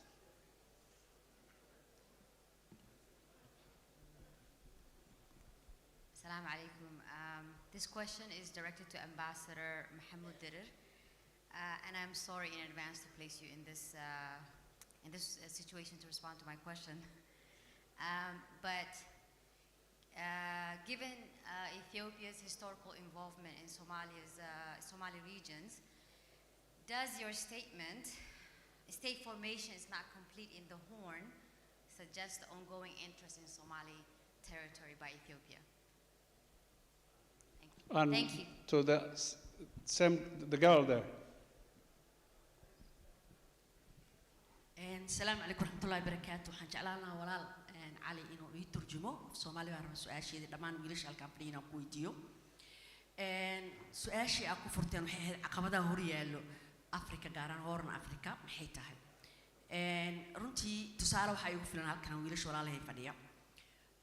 Afrika waxaad moodaa dhaqankeedii inuu yahay dhaqan rag wax walba rag laga wareysto maarta xalka iyaga laga wareysto la iska hormariyo bulshada iyaga hormariyo wadanka waa wadan la wada leeyahay taladan in la wada lahaada fiicnaadeen gabdhihii waa ka maqan yihiin taladii hadda dadka la soo casbay 90% rag bay u badan yihiin waxaa fiican talada in la qaybiyo wax la iska weydiiyo tusaale waxaa noogu filan wadanka Rwanda oo taladii ay wax ku lahaadeen gabdhihii oo horumarka maanta ugu horeeyay adduunka 50% ay gabdhaha labada dhinac bay matalaan fulintii iyo maaragtay dhinaca sharcigaba marka su'aasheedu waxay tahay maxaa dhacay oo looga fikir waayay in dhinac kale loo fikiro in gabdhaha miiska la soo fariisto talada wax ku lahaayaan xogta iyaga la wareysto xalkana iyaga la weydiiyo maxaa ragga ku koobay noloshii Afrika iyo noloshii horumarka maaragtay Afrika marka taas ay aan lahayd in dhinacaas kale u jeestaan gabdhahana aad fursad siisaan si maaragtay ay wax idin la qabtaan dalka burburkane waxaan aaminsanahay in gabadha ay kabideeda iyo horumarkeeda ay qayb weyn ka qaadan doonto marka su'aasheedu waxay tahay gabdhaha maxaa loo sii laayahay fursad ay miis ku fariistaan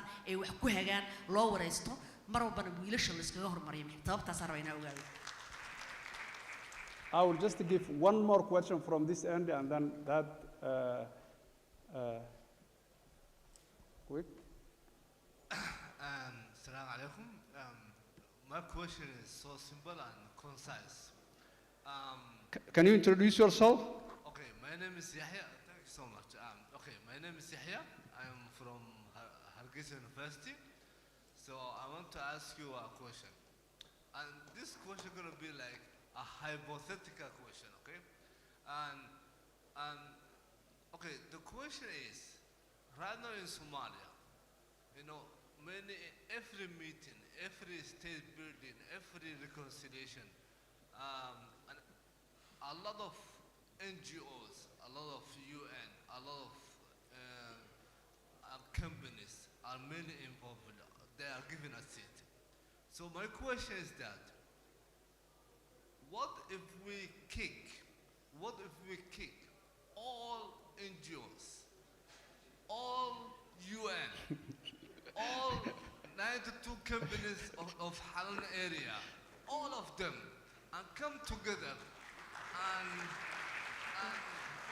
and form a state, a functioning state? That's my question. Thank you. Okay, I'm so sorry. I have to give the panel for concluding remarks of maximum 1 to 2 minutes. I'm told that there is no time. Salat Dhuhr has timid, and I'm basically under the instruction of the bosses. So this time I will start from Ambassador Ayinte. Sorry, you didn't provide that. Good. I don't claim that too. Thank you. I'll be very quick, and I want to pick up from where Yahya left. I think Yahya raised a really good question. I think that's a very novel idea, and perhaps we should actually try it.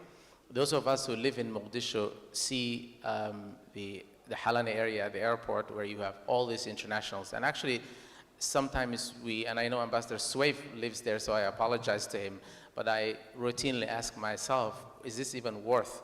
Because they have been around there too long, and no change has come from. But we also need to look at it from the other dimension, which is, as the Quran says, إِنَّ اللَّهَ لَا يُغَيِّرُ مَا بِقَوْمٍ حَتَّى يُغَيِّرُ مَا بِأَنفُسِهِمْ. We're not going to expect change to come from outside. I've always believed, I continue to believe, that waiting a solution from our friends, whether they are in the African Union or UN or other organizations, is just not going to happen. Solution is within us. I think our leaders have failed us spectacularly in this region, not only in Somalia, but also in Somalia, probably more profoundly. I think it's time for more transformational leadership that really looks beyond how we've been doing business. Because if you actually close your eyes for a second today, look at Somalia, and just remember what happened 5 years ago, the events are exactly the same events. They're folding out in Kismayo, in Mogadishu, in Hargeisa, in Garowe. The players are exactly the same players. It's just that different players are at different corners of the pitch today than they were 5 years ago. Okay, that's all I would say. I have to, Okay, Ambassador Dirir, about a minute of recap. Well, it is a very difficult homework. One of the most important things is that we learn from each other. I believe that Somalia does not need babysitting. Somalis can solve their own problems. They have their traditional norms and rules. And I heard that going back to our norms and rules is one way of solving our own problems. One of the communities in this region is now taking its hair to the international level, to the UNESCO. Hair Isa is being taken to the UNESCO to be approved. It has been signed by the Republic of Djibouti, Ethiopia, the federal government, and Somalia. I think all Somalis have their own hair.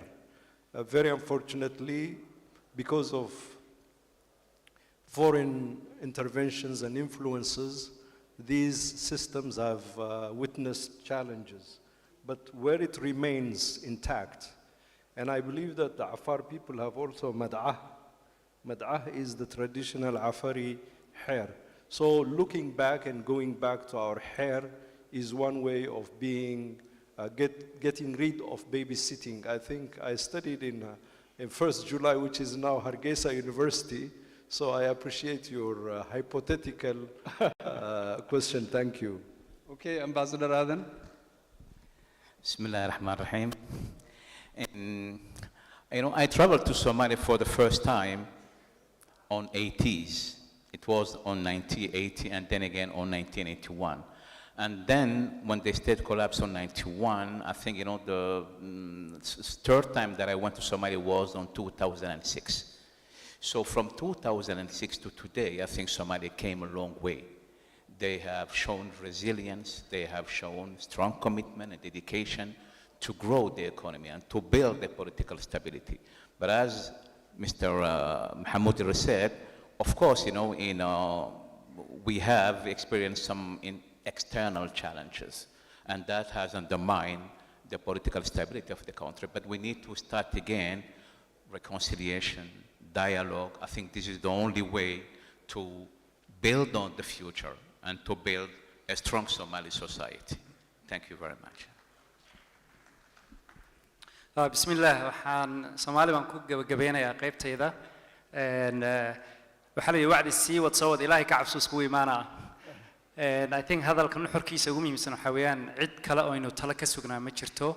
Wada tashigeena iyo inaka un baa loo baahan yahay inaynu maaragtay markii aanan dowladda gobolka Minnesota iyo dowladda Mareykankana dhex gelin dadka dhalinyarada ee activist ahayntay ay xasuustay waxaana aadka u aaminsan maxaana laga rabaa maana la daayo waxaan ogaaday halkay naga maqan inaku dhexdeena uu ku jiraa waxaan u baahanahay inaynu go into the basics wax kasta inuu baahanahay halkeeda inaka haysanaa wada tashi isku imaanshan bay naga maqan taana ilaahayna waafajiyo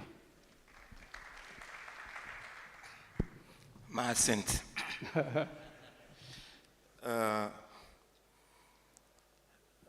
Once again, thank you very much. And we are doing a lot of exercises. Heritage, this is might be the 8th session.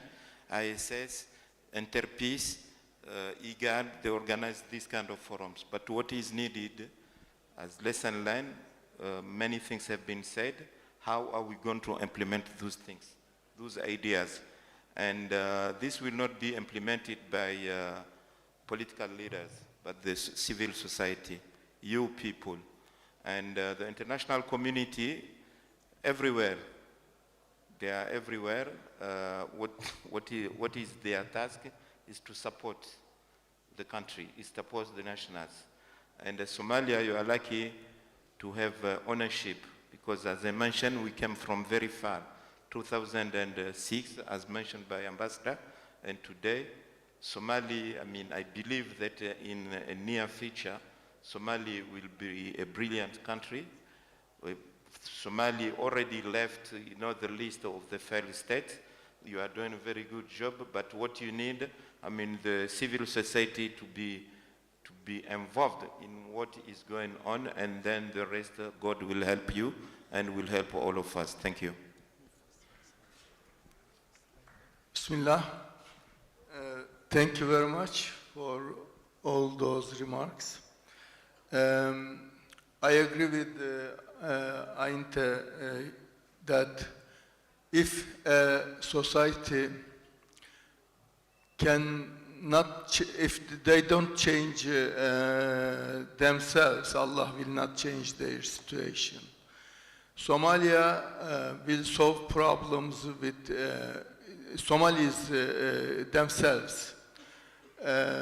Whatever we started, we did in Somalia, we always did with the Somali brothers, and I acted like one Somali, and with the brothers and sisters. You decided, even Somaliland talks, I told both sides that we are not imposing anything, you do yourself, we only facilitate. So international community particularly take this example. I'll tell you one thing, that Turkey involvement, we spent some money there, donation from Turkey. However, that international community spent probably 10 times more than us, but our impact is more than international communities, because we are there. When I opened the embassy near K4, there was even no UN.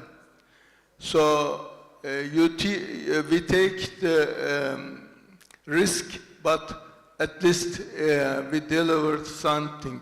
So this would be an example.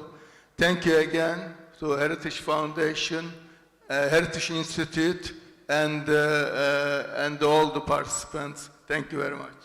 Okay, and with that, please help me thank all of our panelists, and thank you all. waxaan idinka tagayaa waa mahadsantihiin. Tiimku wuxuu ahaay xeerka dowladuhu say ugu socon doonaan. Waxaa ka muuqata inaa xeerka kuweena hoosena ku socon, kuwa gobolka iyo dhinaca regionka iyo dhinaca internationalkan loo socon. Su-aasha waxay tahay adiga shakhsi ahaan ruleska ilaa intee ku socotaa, ruleska dalka aad joogto ama society-ga aad joogto ka dhex jira, adiga oo shakhsi ah inteed ku socotaa. Intaas kadib waxaa la igu yiri there is some surprise gift, I'm told, so I'll just stop here and I will call Absalam. Please, thank you very much all. Bye. Yeah? You have already brought. Thank you. Yeah, please go ahead.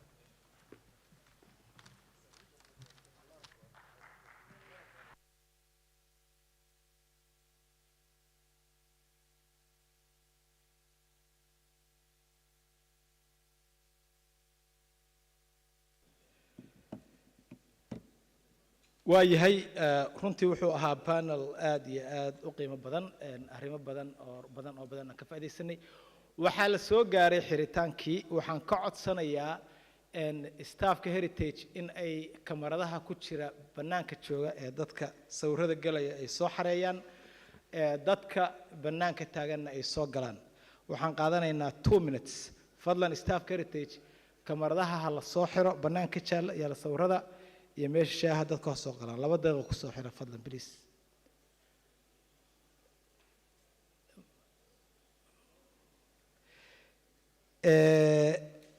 waxaan u yeerayaa madaxda heritage inay podium ku soo istaagaan cabdikariim mursal akhyaartii hore heritage boolkooda ku jira haddii ahaan lacaynta waxaan sidoo kale jeclahay professor Badiyow podium ku soo istaag professor Badiyow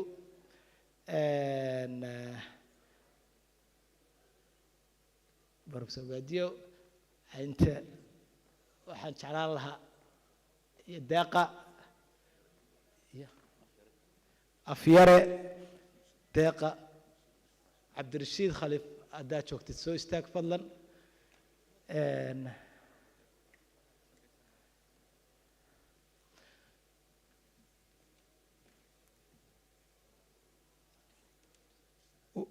waxaan u yeerayaa isaga inuu podiumka nala soo istaago sheekh alfaadil sheekh axmed nuur cali jimcaale fadlan cabdirashiid khalif wuxuu diyaarinayaa ogeydkii fadlan noo soo istaag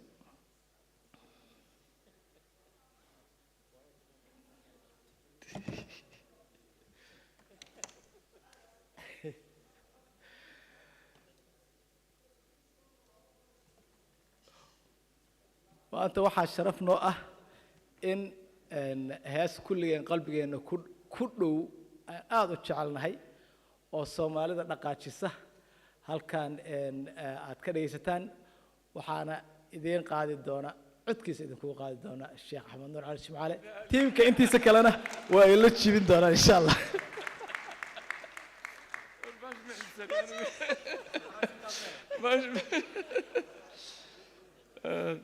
السلام عليكم ورحمة الله وبركاته.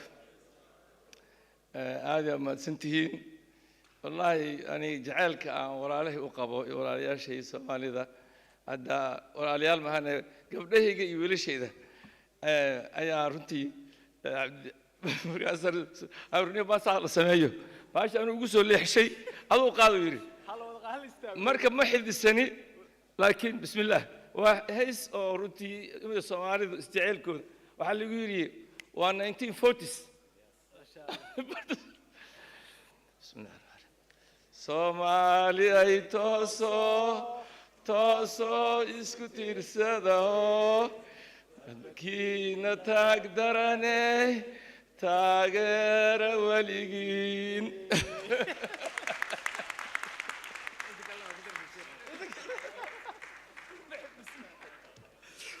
waayahay aad iyo aad ayaad u baasantahay sheekh Axmed Ismail waa fasaxantiin isku noqda deeqa iyo har adiga waxa la gaaray marka insha Allah xafladihii xiritaanka khudbadihii xiritaanka waxaan ku soo dhaweynayaa deeqa Cabdullaahi ku xigeenka agaasimaha heritage dhinaca maaliyadda deeqa ayaa marka hore kelmad qaadan doonta السلام عليكم ورحمة الله وبركاته.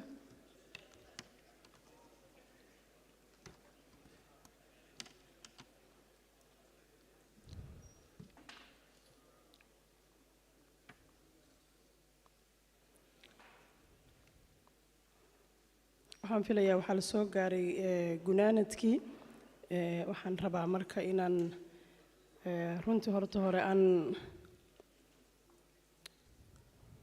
ka faa'iideysto inaan u mahad celiyo dhammaan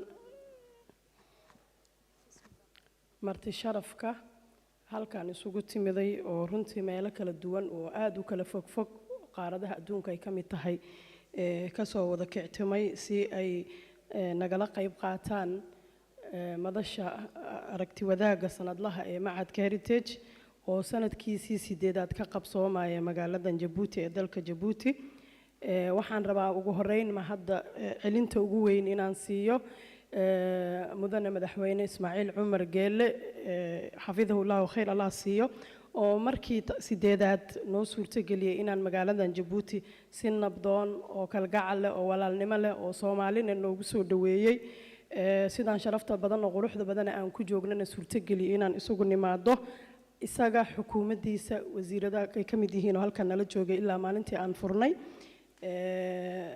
waxa ugu horeeya aan rabaa inaan xuso wasiir muumin xasan bare oo ah wasiirka diinta iyo awqaafta Jabuuti oo runtii maalintii koobaad ilaa maanta aan xirayna nala fadhiyo aan naga daalin waxaan rabaa sidoo kale inaan u mahad celiyo wasiirka arrimaha dibadda ee Jabuuti Maxamuud Cali Yuusuf oo maalintii furitaanka shirka runtii si weyn nooga soo qayb qaatay noo furay waxaan si la mid ah rabaa inaan u mahad celiyo madaxdii ka timid Soomaaliya oo ugu horeeyo wasiir Axmed Macalin Fiqi oo asiga panelkii ugu weynaa aan ku furnay oo official panelkii high level official ka ahaa nooga qayb galay oo isagana maalintii koobaad nala joogo waan u mahad celinaynaa waxaan sidoo kale u mahad celinaynaa mas'uuliyiintii ka kala timiday meelaha ay Soomaalidu wada degto oo ay ka mid tahay Ethiopia mas'uulkii nooga yimiday Kenya Honor Yusuf Hassan oo asagana shalay naga tagay laakiin maalintii koobaad nala joogay waxaan rabaa sidoo kale inaan u mahad celiyo oon xuso walaalahayn Somaliland waxaan nooga yimiday xildhibaan Maxamed Abiib waxaa sidoo kale hay mataqaana key panelkii ku jiray wasiirkii hore kalluumaysiga Dr. Maxamed Yaasiin asagana u mahad celinaynaa maanta oo nala joogaa waxaa kaloo sidoo kale aan u mahad celinaynaa xildhibaanada Soomaaliyeed oo sharafta leh oo ayagana casuumadeeni ka jawaabay oo noo joogay ilaa maalintii koobaad ilaa hadda nala fadhiyo ayagana kulligood qof uma gaari karna waqtigood ugu yar darteed waa xusayna waa u mahad celinaynaa waxaan rabnaa sidoo kale inaan u mahad celino culimadii sharafta lahayd oo baraarujinta iyo quraanka kariimka noogu raaxaysay oo maalintii koobaad maalintii labaad iyo maantaba noo furay sheekh waajidi waa khayr Allah ku siiyo waan ka mahad celinaynaa sidoo kale sheekh Abdirashiid oo aan shalay saas oo kale inoo furay asagana waan u mahad celinaynaa sheekh Umar Calasow oo asagana maanta quraankii ku furay asna sheekh Bashiir Calasow asna waan thanks for the correction waan u mahad celinaynaa isagana waxaa sidoo kale aan rabnaa inaan ka faa'iideysano u mahad celino runtii ambassadorada saaka inta noo joogay high panelka ku jiray ambassadorkii Turkiga kan Jabuuti ee Soomaaliya u fadhiya Jabuuti u fadhiya Turkiga dhammaan ambassadorada maanta ay halkaan ka qayb gala Atmis walaalkan Sof kulligood ayagana u mahad celinaynaa waxaa kaloo runtii sidoo kale u mahad celinaynaa uusan shirkan noo qabsoomeen haddayna aqoon-yahanada reer Jabuuti gacan weyna siinin waxaa ka mid ah Dr. Aadan oo Sardi runtii aad noola shaqeeyay waa u mahad celinaynaa waxaa sidoo kale u mahad celinaynaa jaamacadda Jabuuti oo tiimkeeda iyadana aad runtii isku dabaridkan qayb ka qaatay waa u mahad celinaynaa sidoo kale waxaa lama hilaawaan ah ganacsatada Soomaaliyeed oo mar walba haddaan halkan ku qabanayno haddaan Soomaali joogno runtii deeq kaliya aan ahayn aqli iyagana nagu dara waxaa sidoo kale ka mid ah ganacsatada nala fadhido Sheekh Axmed asagana waa u mahad celinaynaa Axmed Nuur Cali Jimcaale sidoo kale ganacsatada ka socota dahabshiil iyo bangiyada kaleetood oo Sombank ay ka mid yihiin My Bank Premier Bank kulligood intaan xusi karin oo meesha ku qoran sidoo kale waxaa xusid mudan deeqaha bixiyaha caalamiga oo ayagoo aan waxba shuruuda nagu xirin oo strategic plankeena mar walba nagu taageero ay ka mid tahay Switzerland Embassy teamkeeda waa joogaan weli Sweden Danish Embassy Interpeace oo ayadana mar shaqo nagala dhaxayso ayagana taageero runtii waa u mahad celinaynaa waxaan rabaa inaanan ilaawin dadka nala joogaaba nala joogaane dadka bannaanka jiro oo ayaga aan ayagana xusaayo waxaa kaloo xusid mudan ambaasadorka Djibouti Soomaaliya u fadhiya Salaad Cali Jeele oo dadka ugu akhyaarsan oo ugu soo rudacgadaaga asna waa nala fadhiya waa ka xumahay inaan intii hore aan ku daray laakiin asna gadaal baan kaga qabanayaa ambaasadorka waa u mahadcelinayna la joogistiisii iyo runtii soo dhaweyntiisu isbaan aad noogu soo dhaweey magaaladan maanta kaliya maalintuu ambaasador ahaa halkan sidaas oo kale loo qaabilayay sidan quruxda badan aan u fadhino dadku nagama warhayaan bannaanka jooga waxaa nagu caawinayay oo runtii gacan ka geysanaya inay baahiyaan meediyaha kala duwan oo halkan ku xusaya qaarkood waxaa ugu horeysa RTD Astaan TV Djibouti Live oo ay kana nala jooga ilaa day one Arlaadi oo ayadana runtii aad Muqdisho aad looga yaqaanay Soomaaliya oo dhan waa nala joogaan waxaa ayadana xusib mudan dadka protocolka iyo kulli noo hayay oo walaalahan Djibouti ay aad noogu deeqeen ayagana ay nala garab taagnaan mar walba inay protocolka iyo qof walba maqaamkiisa ay noo dhisaan ayagana runtii aadan ugu mahadcelinaynaa security sidoo kale amniga ka qayb qaadanayay ee gabdhihii sidan quruxdan iyo wiilal noo hagaajiyay oo cabitaanka iyo wax walba na siinayay hudhaladii cuntada kulli waa u mahadcelinayaa dhammaan isku soo duub waxaan u macdelinayaa martida dhan oo meel badan nooga timid oo ay aqoon-yahanadu ugu horeeyaan culumoodiinka haweenka indheergaradka ay kulli waa idin salaameynaa saasaan rabnaa insha allah inaan qof walbana rajaynayna inuu dhulkiisa iyo xaafaduu kasoo kictimo uu nabad ku tago sanado dambe oo qurux leh anagoo caafimaad qabna oo nool oo wanaagsan iyo dhulkeenni oo iska bedelo oo nabad iyo baraare geyig iskula nool inaan mar kale isku soo noqono shir kalena isugu nimaado waa mahadsantihiin halkaas ayaan kusoo xidhiyaa mahadcelintiina shukran ما شاء الله وما تسنتهاي دقة ولا شيء waxaan jeclaan lahaa inaan sameeyo laba announcement shirka markii la xiro waxaa jira qado halkan lagu tukan doonaa kadibna basaska idin qaadi doona hoteeladiina la tagi doonaa caawana markaas waxaa jira casho sharaf uu noo sameeyay madaxweynaha jamhuuriyadda mudane Ismaaciil Cumar Geele oo ka dhici doonta madaxtooyada basaska kulli idin qaadi doona saas hoos wali laakiin xafladda nooma xirmin mahadnaqa ay deeqadeedisay lama koobi karo laakiin waxaan ku dari lahaa anigana madaxda aqalkan sharafta leh ee runtii iyo shaqaalihiisa oo runtii howlama ilaa waana qabtay saxaafadda RTD ugu horeyso iyo Djibouti Telecom oo runtii iyaguna shaqo aad u badan nala qabtay aad iyo aad ay u mahadsan yihiin waxaan haatan u yeeri lahaa waxaan galnay xaflad qaybihii xiritaanka waxaan jeclaan lahaa dadka bannaanka joogan inay soo galaan bacdaba hadda xiritaankii la joogo waxaan u yeerayaa ambaasador Salaad Cali Jeele safiirka Jamhuuriyadda Federaalka Soomaaliya u fadhiya Jamhuuriyadda Djibouti mudana soo dhawow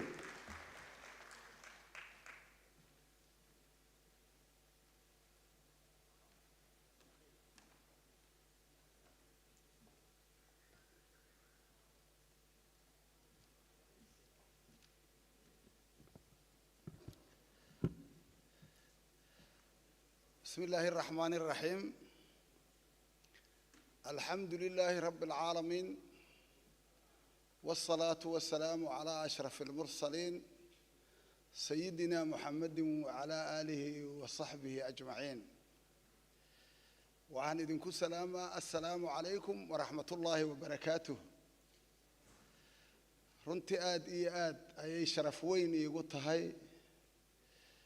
inaan halkan kelimad aan ka iraahdo dadkan halkan isugu yimiday runtii marka quraanka loo eego waxay noqonayaan dadka loo yaqaan quraanka ulul albaab dadka u saaxiibka talada amba aqliga u saaxiiba إنما يتذكر أولو الألباب أوير إلهي أتكلوا وحلوي ديها ملأ ومض والبوحة أطلي ضدك أولو الألباب كا وحينك كوبيهن علومضة ضغنك سياسيين تا إيا جنعسجة أفرتاس أيا وحال يسكير هذا أولو الألباب وضدك الطلدة وصاحبك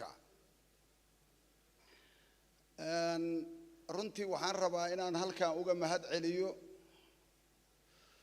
dowladda Jabuuti oo uu ugu horeeyo madaxweyne Ismaaciil Cumar Geelle oo fursadan siiyay dadka geeska Afrika ku nool gaar ahaan ummadda Soomaaliyeed oo mar walba u suura geliyay macadkan heritage oo runtii ka shaqeeya arrimaha geeska Afrika sidii nabadu ay uga dhici lahayd dadka Soomaaliyeedna la isugu soo dumi lahay fursadan siiyay oo na marayo markii toddobaad in halkan lagu qabto waxaan leeyahay dowladda Jabuuti iyo madaxweynahooduba waa ku mahadsantihiin hadda mana soo koobi karno kaalinta aad uga jirtiin geeska Afrika amba aad ummadda Soomaaliyeed aad soo daadihiseen laga bilaabo muddo aan cayimnayn laakiin laga xusuusto inay carta ka bilaabato waxaan idin leenahay mahadu idinka gaarto aad iyo aadna waa u mahadsantihiin waxaan rabaa inaan mataqaanaa aan wax yar ka iraahdo maadaama shirka xoojintiisa ay tahay geeska Afrika in lagula wada noolaado xasilooni aniga dowladda Soomaaliya waxaan wakiil ugu ahaa ka sokow Jabuuti urur goboleedka igad marka way qusaysaa arrintaani maadaama geeska Afrika laga rabo xasilooni iyo deganaan iyo wax wada qabsi iyo wax isdhaafsi runtii annaga haddaan halkaan nimidnay waxaan aad ugu shaqeynay oo aan markii horeba aan kelimadaas isticmaalnay igad family inaan dhahno markii oo shirarka ambassadoriska iyo isugu yimaadaan igad waxay leedahay guddi ambassadorisa guddi oo ministerisa iyo head of states intaas muhiim ah marka oo shirarka la qabanayo qaybta ugu hooseysa oo ambassadoriska runtii mar walba waxaan ku shaqeeyaynay inaan dhahno annaga igad family-yaana maadaama ay nabad u baahannahay geeska Afrika oo nabad u baahan yahay ummadda Soomaaliyeedna ay nabad u baahan tahay dowladeeda hadda waad iska garan kartiin haddii uu dulmi yimaado marka oo ay timaado waxaad adigu ku tashaneed wax ka duwan hadday yimaadaan hadda waad xusiisatiin marka uu Luqmaan uu la hadlayay wiilkiisa wuxuu yiri laa tushrik billaahi inna shirka la dulmun cadiimun marka haddii dulmi yimaado mar walba haddee waxaad u baahan tahay war ha i dulminine saadkaagu waa kane mare aniga iga leexo inaad dhaxdaad ku qasbantaa marka waxyaabaha aad dowladda Soomaaliya ku arkaysaan oo mar walba mataqaanaa aad arki kartiin waxa waaye dulmiyaan dareemaynaa in la dulmiyay marka iidana runtii waxaan rabnaa annagoo dul qaadayna inaan dulmigaas meel iska saarno oo nabadda iyo xasiloonida ka shaqeeyayna waxaa jira marka ilaahay quraankiisa wuxuu ku leeyahay wa in tajhar bil qawl haddaad qowl aad adiga la jaharto fa innahu ilaahay yaclamu sirra sirta asugu waa ogyahay wa akhfaa wixii ka sii hooseeya sirtana waa ogyahay maxay naqeen marka kaliga haddaad meel joogto ood wax siraysato ood carabka ya faruurta nuuxisana waa ogyahay haddii aad faruurta iyo afka isku qabsatoon waxba aadan sheegin ood carabka ka shaqaysiina niyadaada waxa ku jira waa ogyahay waay annaga marka waxaana la ka rabaa haddaan Soomaali nahay in aan marka isu dul qaadano oon annagu adkaysano wax imaanaya male haddaan sabar la helin nabi maxamed markii risaalada lala soo diray waxaa la yidhi wa'mur ahlaka bisalaati salaada faraa la yidhi ahalkaaga wasdabir calayha kuna sabar oo ha ka daalin laa nas'aluka risqan wax risqi adiga lagu weydiiyaa male badarka annagaa ku siiyayna waxaad cunto naxnu narzuquka annagaa ku irsaaqayna marka wax ku weydii kara male cunto walcaaqibatu litaqwa ciribtii ay u dhammaahe alla ciddi ka baqda anaa waxaana la ka rabaa ummadda soomaaliyeed haddaanaha marka inaan mataqaanaa aan alla ka baqno waa isi soo tijaabinay shirkaanuna wuxuu muhiim u yahay dowladda soomaaliyeed inuu toosiyo inuu gacan weyn ka geysto maxaa yeelay waxgaradkiiya halkaan isugu yimiday waxgaradkan marka waxaa laga rabaa dulqaad iyo inay dowladda soomaaliyeed ay toosiyaan oo ay yidhaahdaan waddadu waa tani raac oo ay la taliyaana laga rabaa haddii uu marka madaxda dowladdu ay yara soo dhoweyn laga waayo in lagu naqnaqdaa la rabaa oon laga daalin oo lala yimaado fikrad positive ah oo aan challenge lahayn maxaa yeelay challenge-gu waa midka halkaana dhigan challenge-ga inaan ka baxno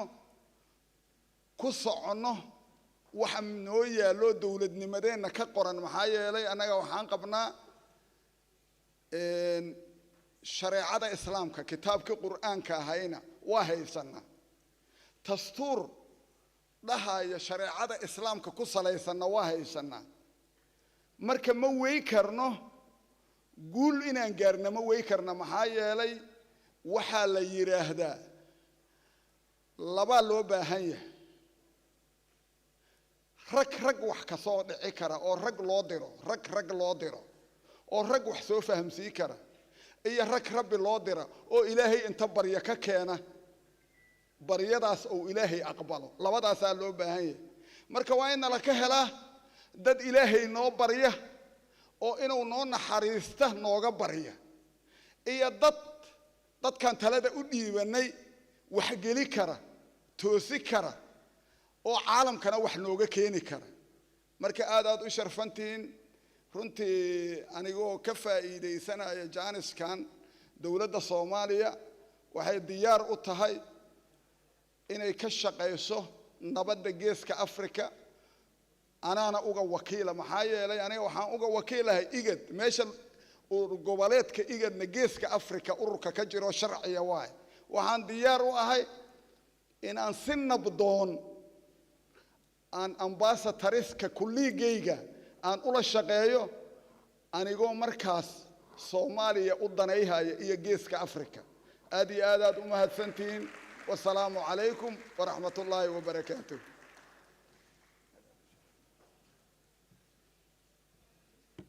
ambassador salaad cali jeelle danjiraha jamhuuriyadda federaalka Soomaaliya u fadhiya jamhuuriyadda Djibouti ayuu ahaa aad iyo aad u mahadsantahay weligaa ya allaha qof aad isugu dhowdihiin sida hooyada aabaha walaalka oo kale waliba dhaqanka Soomaalida ma ku tiri mahadsanid oo saas ma ku fiiri tanta aga leedahay maxaa waan ku shiri waxaa jira dad runtii qiimo aad u weyn ugu leh oo aan aad isugu dhex jirno oo mar kasta iyo marxalad kasta iyo mowqif kasta la taagan oo aan for granted iskaga qaadanay sida waalidiinta dadkaas waxaa ka mid ah ambassadorka saaxiibkeen walaalkeen Maxamed Rashiid runtii aad iyo aad ayaan ugu mahadcelinaynaa mar kasta kaalintiisa lama ilaawaanka ah ee mar walba la taagan marka saaxiib warsan sidoo kale sheekh Dandaawi salligiisi iyo shaqadiisi iyo digrigiisi iyo howlihiisi isagana saaxiibka hal mar hal la siiyo waayahay waxaa la gaaray dhamaadkii khudbadii ugu dambeysay aan wada sugaynay iyo xiritaankii dabcan fariintii waa qabtaan halka markaan ka baxna waxaa jirta qado halka lagu tukanayaa kadib basaskii baa idin qaadi doona caawana waxaa jirta cashada madaxtooyada casho sharafta madaxtooyada insha Allah halkaas ugu tagi doona xiritaankii waxaan noogu yeerayaa wasiirka saaxiibkeen ah mar kasta aan wada joogno wasiir muumin xasan bare wasiirka awqaafta iyo arrimaha islaamka ee jamhuuriyadda jabuuti oo shirka noo soo xiri doona mudane wasiir kusoo dhow podiumka asaga ayaanu dubaha noogu dhufan doona gadaashiisna qof ka daba hadli doona ma jira insha allah halkaas dhinacayga magacayga waa cabdisalaan salwe aad iyo aad baa u mahadsantihiin dhegeysiga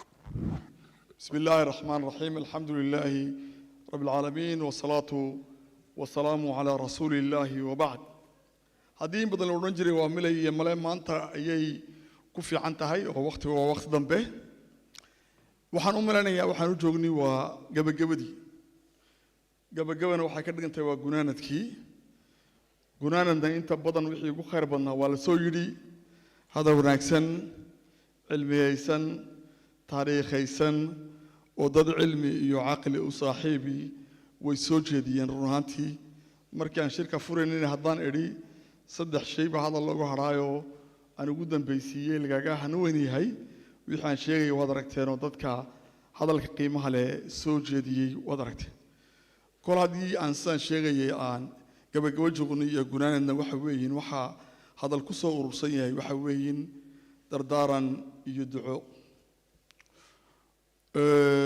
كلي ويفي عن ذينا كهذا الله اللي بارست يقيمها أيلادها هاي ونكمرتين الرنانتي وحويين توش كطريقة الرنانتي بحكة صباحا لقو في سنة يو دوني دو مركا يسعوتا مديرها بدأ بوصولك أي طريقة خبرنيسو قف كستور الرنانتي دون يقرار إنه قاتنا وحوبها هي دراساتك أي صاريان معاهد رونانتي وكبدي هاي هيرتيج وحنا أركانه ما أنت رونانتي أنت هاي السنة سوشقيي إنه قال سو كبعي سو كوري ماشى وجوجي أي تاي ميل فرح رونانتي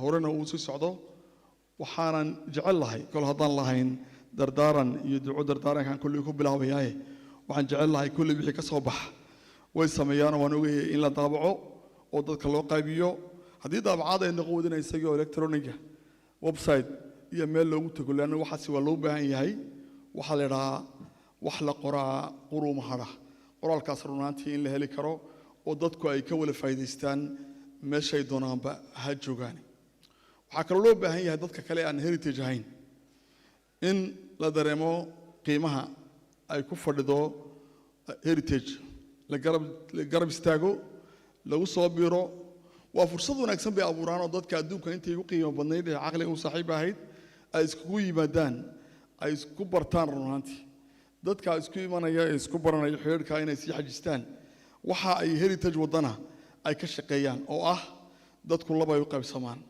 نفتي سو نول أو نفتي سكلاتي كفكرة أو يصير ركيسان داف سنين يعني كفكرة arrimuhu waa dan guud iyo dan gaarahe danta guud runaantii danta guud baa loo baahan yahay danta guud dad ka shaqeeyana waxa hormood runaantii ka kolka dawladaha laga yimaado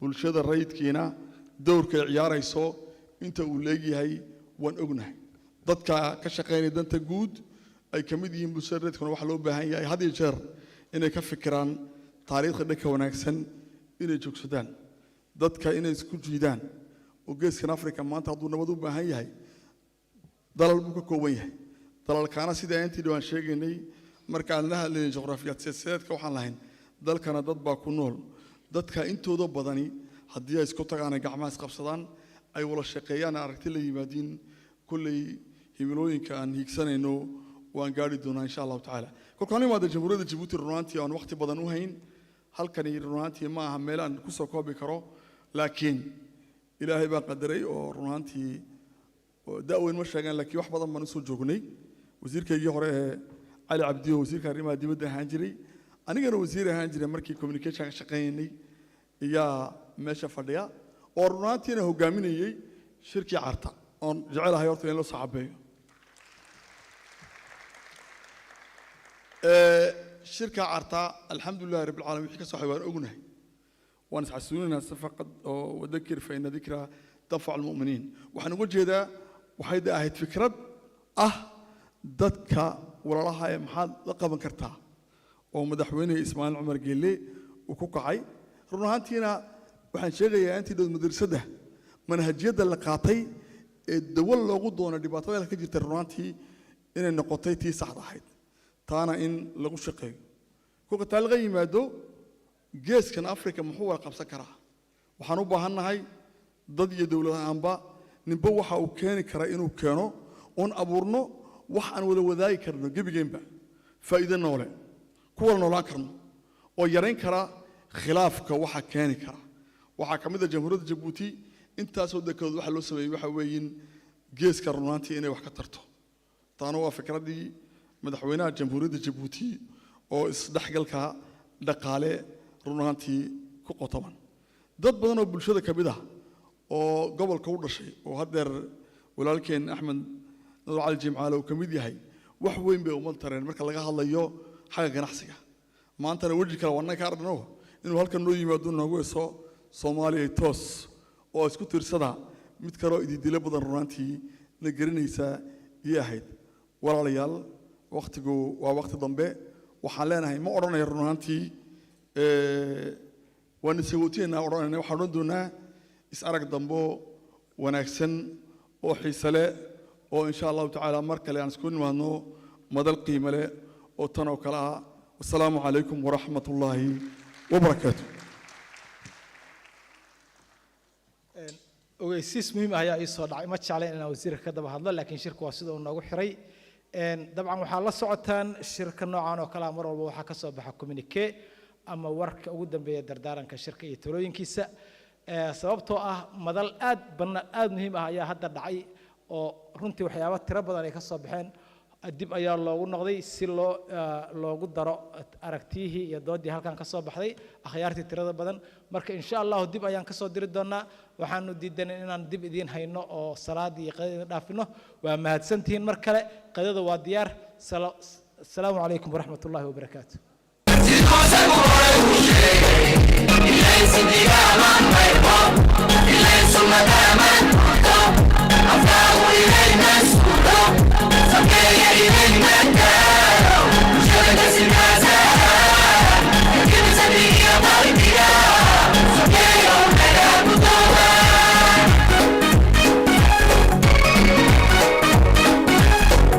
Soomaalida waalidkii siyaasadda lagu fashilay saluuguna kala dhexgalay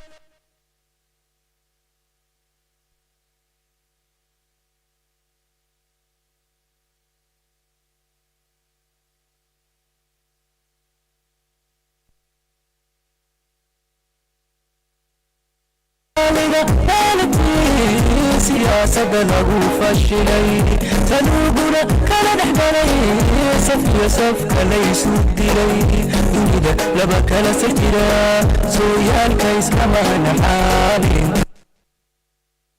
dunida laba kala sirjira sooyaalka iskama naxaalin jabuuta sidan ogeyn so iyo seedkiyo